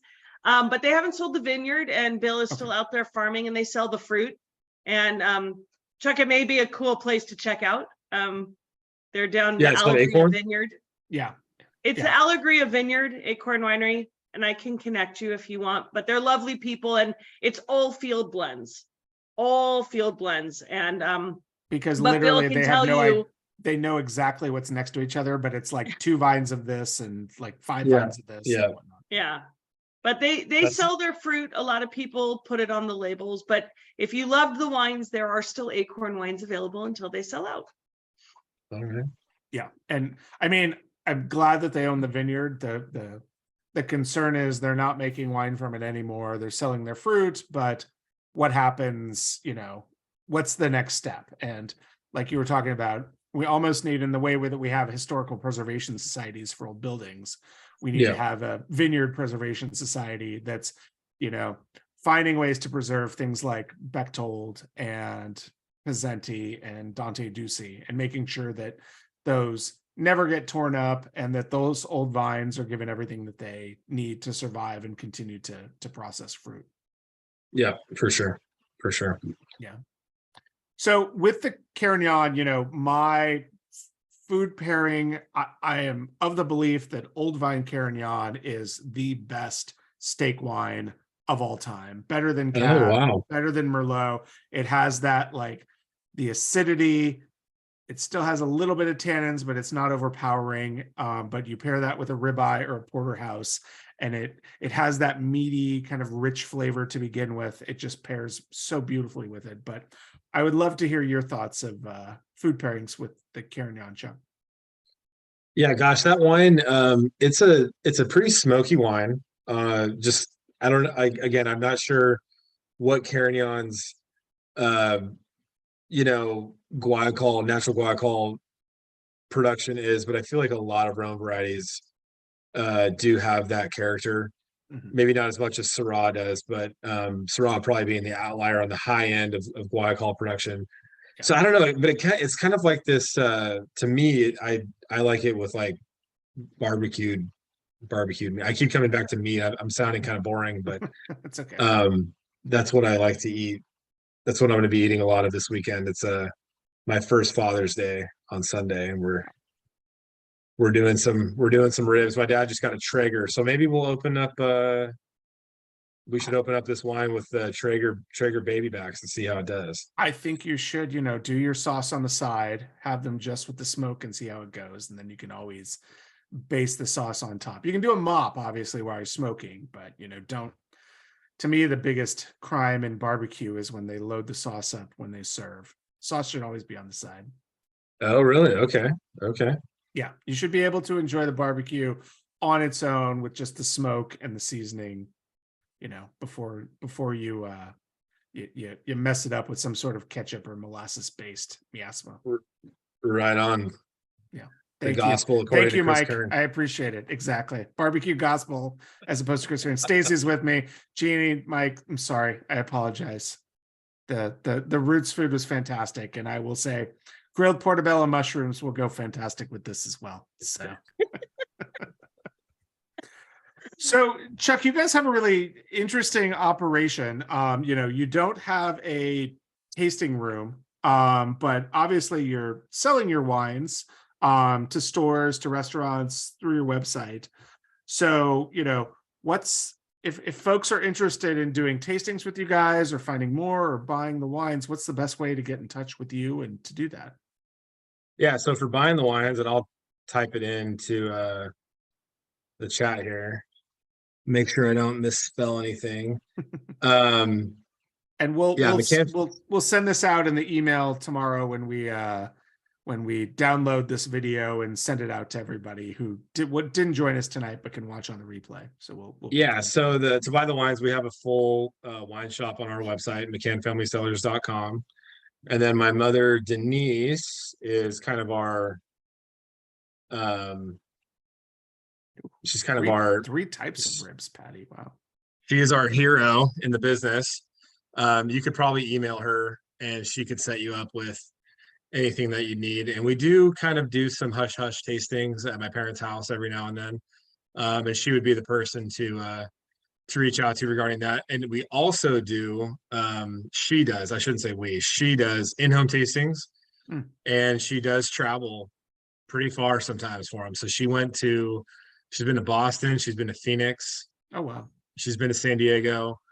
I think she did one in LA not too long ago.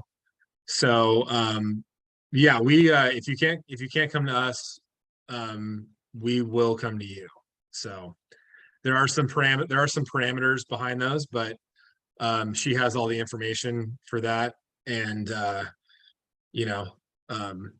yeah, for buying the wine though, you can go on our website and buy the wine anytime. Nice. Stacy wants to know a little bit more about your Mourvedre, but I have to ask before that, how is it working with your mom? Well, my mom and I, yeah, we speak the same language. So yeah, we're a less is more when it comes to words as communication. I wouldn't say we're telepathic or anything, but we definitely we understand each other on the first try most of the time. And yeah, no, it's been good. It's been a lot of fun.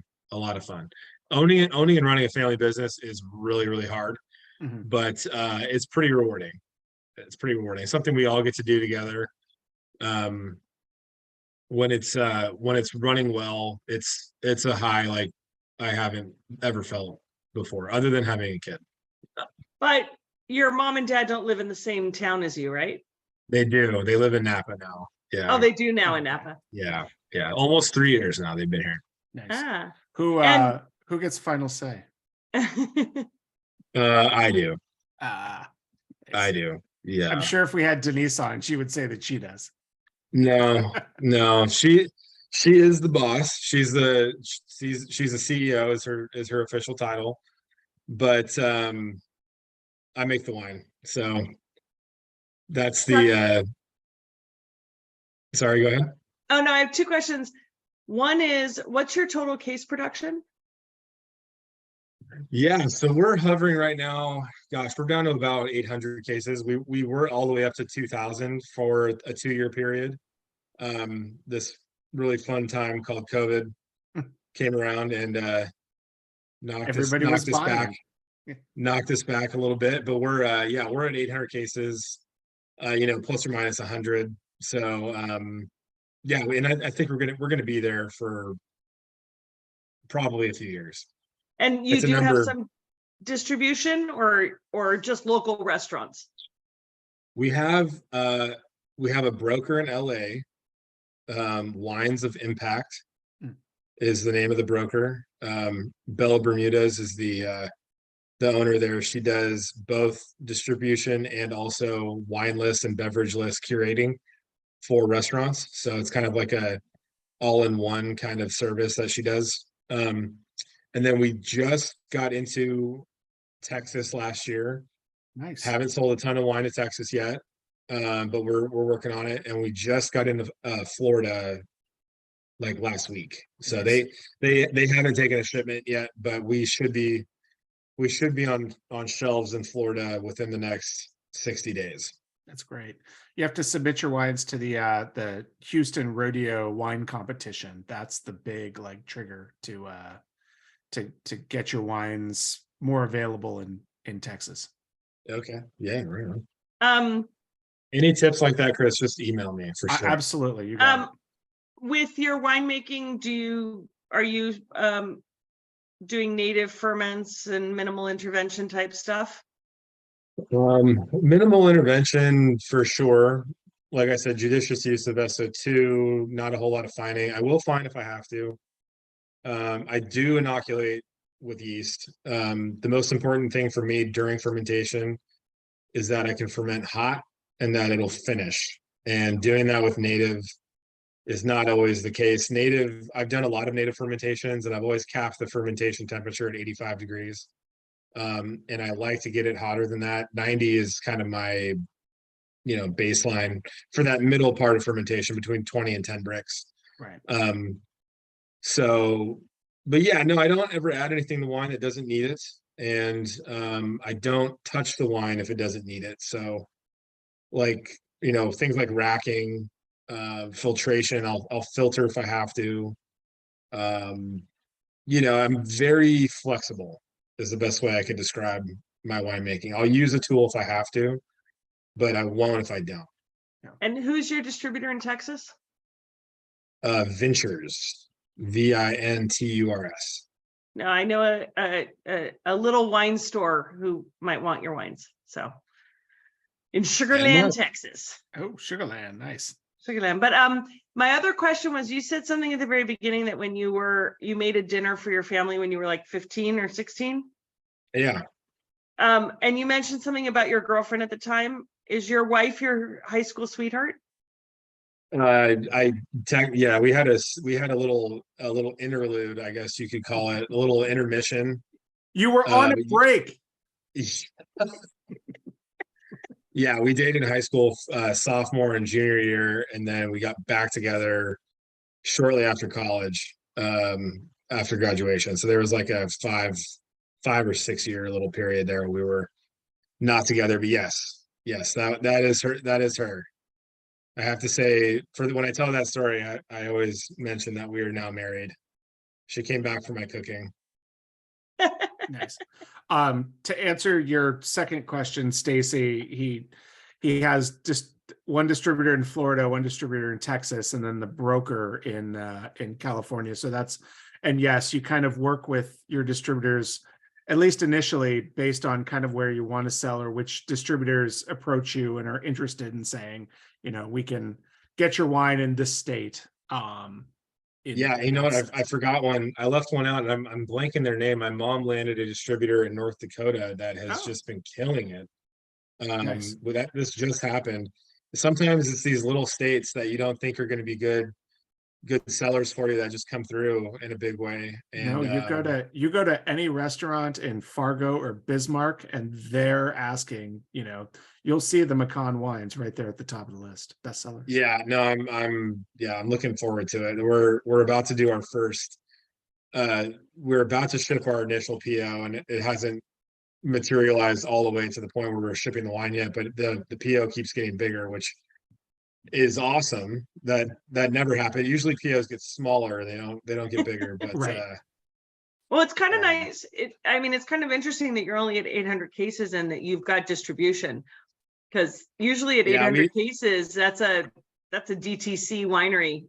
Yeah, not having a full-time tasting room really slows down that wine. We only have 100 club members. And they take a fair amount of wine. They take about, I want to say 70 cases per shipment, which is twice a year. So my math skills are getting worse by the day, but that's 140. 140 divided by 800, whatever percentage that is. So not quite like a quarter, not quite a quarter. Yeah, it's about 22%. Yeah, that's being sold, the day of release.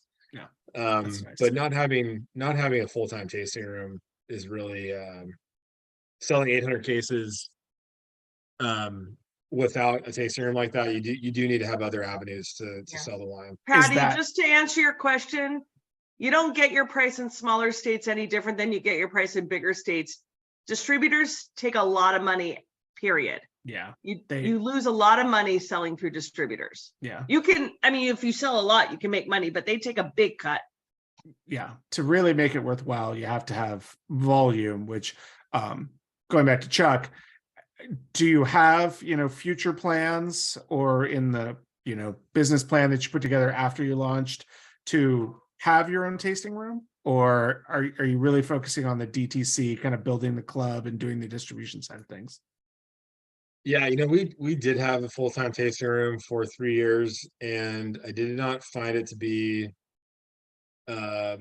we probably didn't quite give it enough time, but I did not find it to be worth it. We're really trying to get our wine in front of people without having a brick and mortar Mhm. place. There's a lot of cost involved in running a tasting room that we don't really want to incur right now. And I don't know if we ever will. I think if we ever owned a vineyard, there'd be a way to make it work for us financially. You're spending all this money farming the grapes that you're then going to make into wine, and you can kind of just carve out a piece on your own property that you're not paying rent to, you're paying a mortgage on. Yeah. And I think that would make it much more viable for us. But right now I'm just trying to get our wine in front of new people.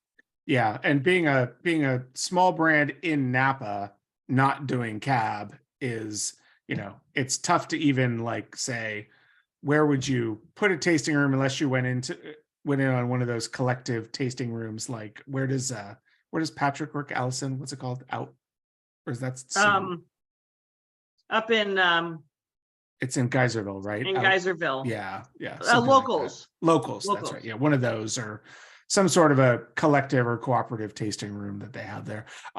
Stacy said she's going to murder Allison and I if we don't, press you to talk a little bit about your Mourvèdre.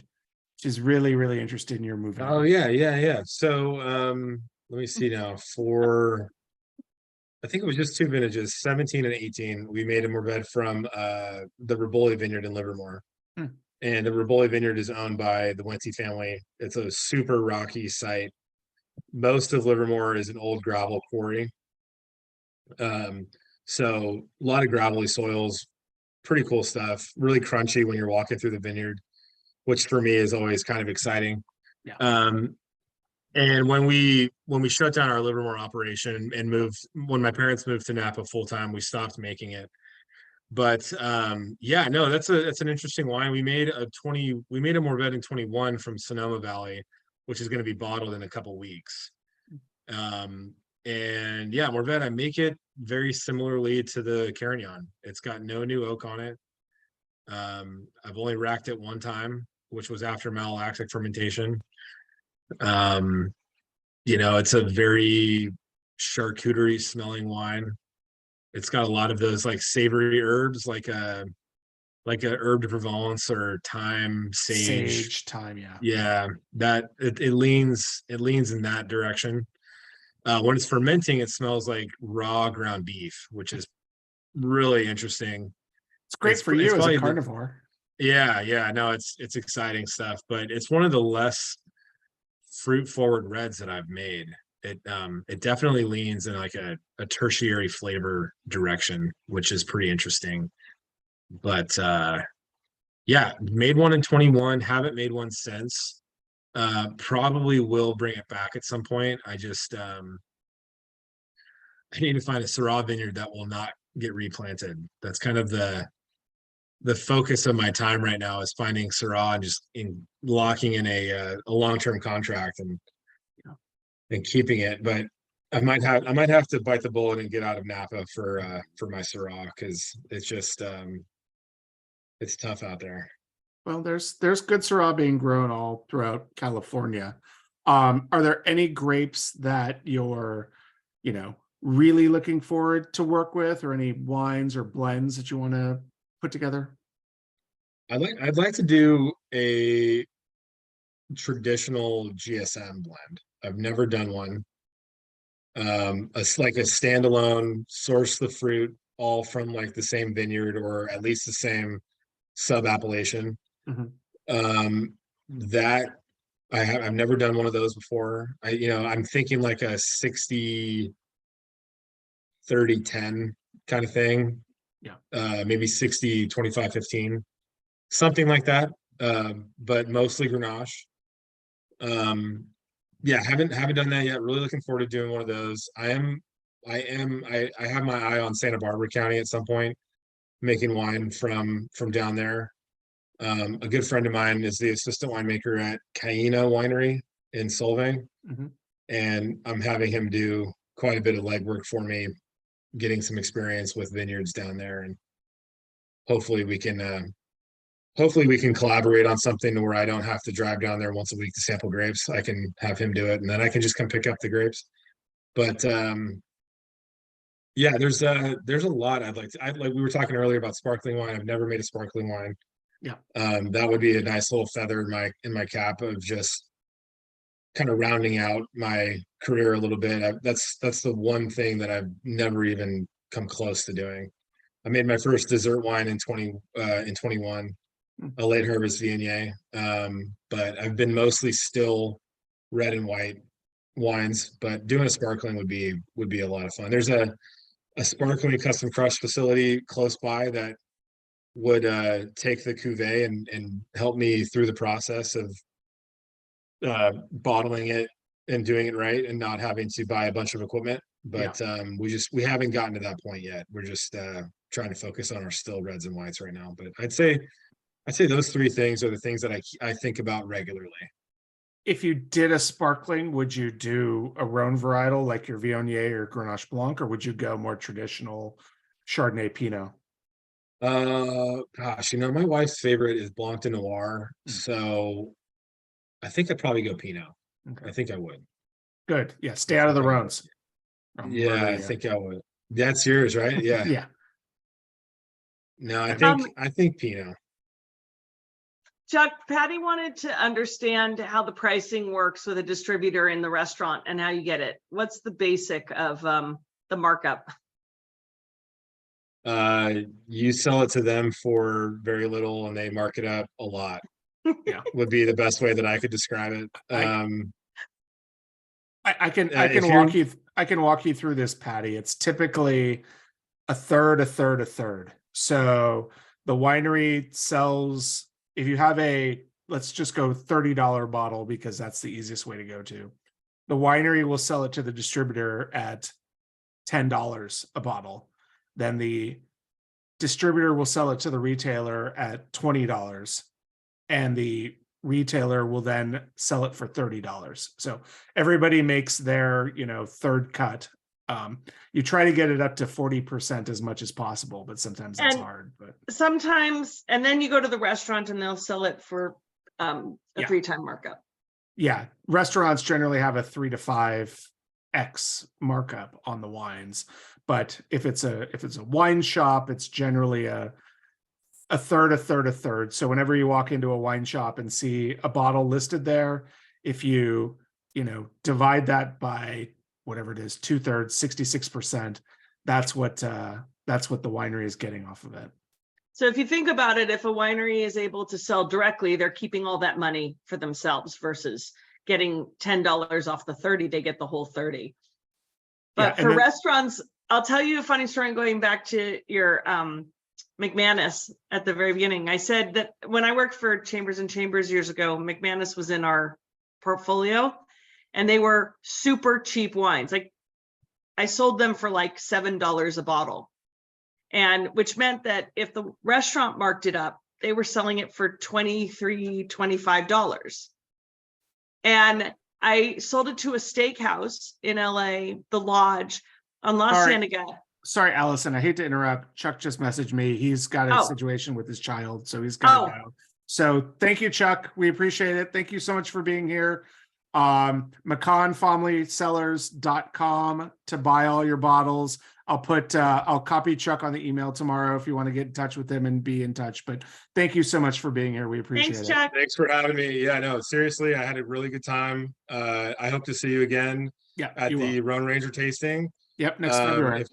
If at least 2 McKahns will be down there next year. So Perfect. I'll reach out to you before we go. We'll hook up. I really appreciate you having Happy me. I'm sorry Father's that- Day. We'll see you then, and Yeah, I'll have thank our you. folks email you and mention there are club members, so you can, when they're buy extra bottles, you can hook them up.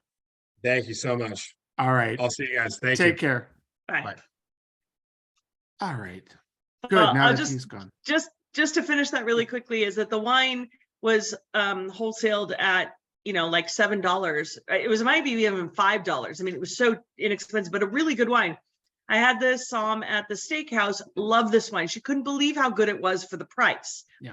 And she was so excited. She put it on her list at $25, which was a very big markup. I mean, she was at like not a 3-time markup, but like Almost a 4-time Almost 4-time yeah. markup. But on the wine list, it was the least expensive in her Cabernet section. So And she sold people it to always her. go to the middle price. She couldn't sell this wine That is for so sad. anything. She ended up marking it up 7 times Wow. because if she charged 40, people would buy it. She made so much money off of that McManus wine because nobody would pay less. Oh, wow. Yeah. Okay. So, I mean, one of the keys is to know some retailers and some restaurants only have a 2-time markup.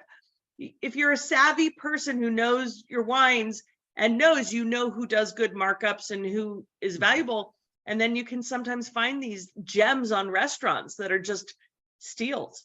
Yeah, the other thing to remember when you're at a restaurant is if it has a by the glass program, so all the wines that are available by the glass, the rule of thumb is you want to pay for the entire bottle with the first glass, and you get about 5 glasses per bottle. So whatever the price of the wine is by the glass is generally, not always, but generally what the wholesale cost of that bottle is to the restaurant. Or close to. So if they Yeah. paid $18 for the glass, they might charge 15. Yeah. Depend. They might, but generally they want to make their pour back in the first. They want to make their money back in the first pour, because even though many restaurants will use that bottle in the first night, you never know. what if you don't? So they Right, sort of have to assume that first pour is their one chance, They're and then break they even, profit off of basically. everything else. Exactly. Yeah. So, And then the bottles that you're buying for the table are generally marked up so that they're making a profit, because if in the restaurant business, the food margins are very, very low. So it's the alcohol and especially the wine sales where they make their real profit. but do think about that. Why that markup? This is not encouraging people to run in and bring their own bottles and porkage. They're storing the wine properly. Yeah.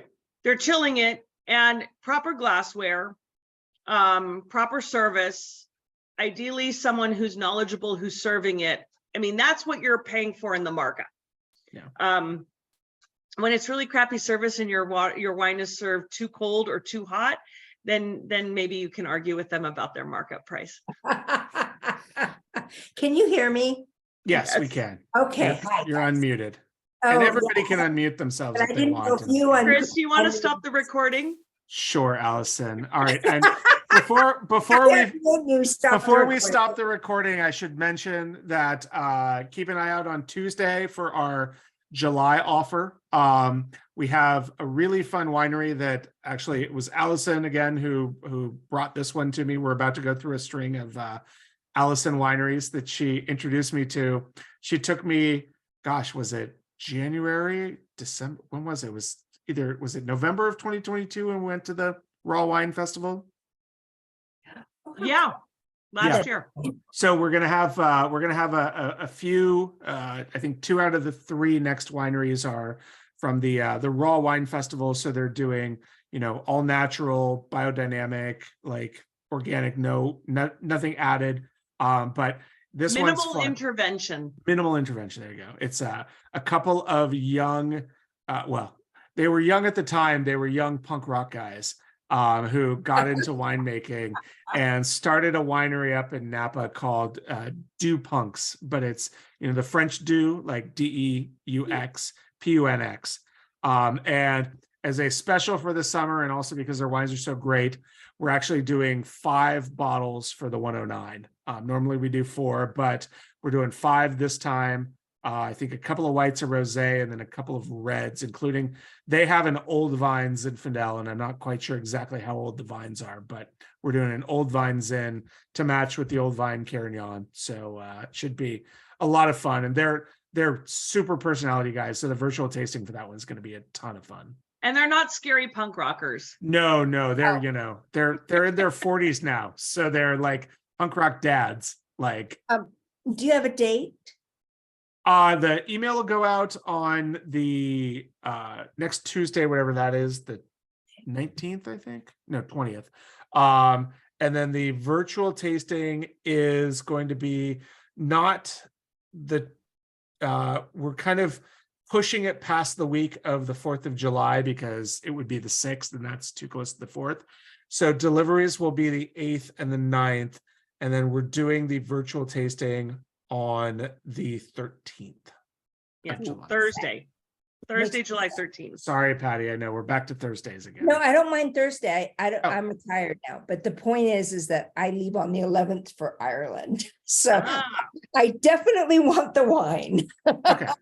But I Well, I can't, will get you the wine before I can get you the wine before the 11th. Yeah. But unless you want to stay up to, gosh, let me do the math on that 3 one. in the morning, 4. I was gonna say 4:30 in the morning or whatever it is. Yes, you can watch the replay. We're I'll be gonna miss drinking- you. oh, thank you. That's very sweet. All right, Allison, I will stop the recording. Thanks for coming, everybody. And if you want to ask any questions of me or Allison, one of us will play the role of Chuck.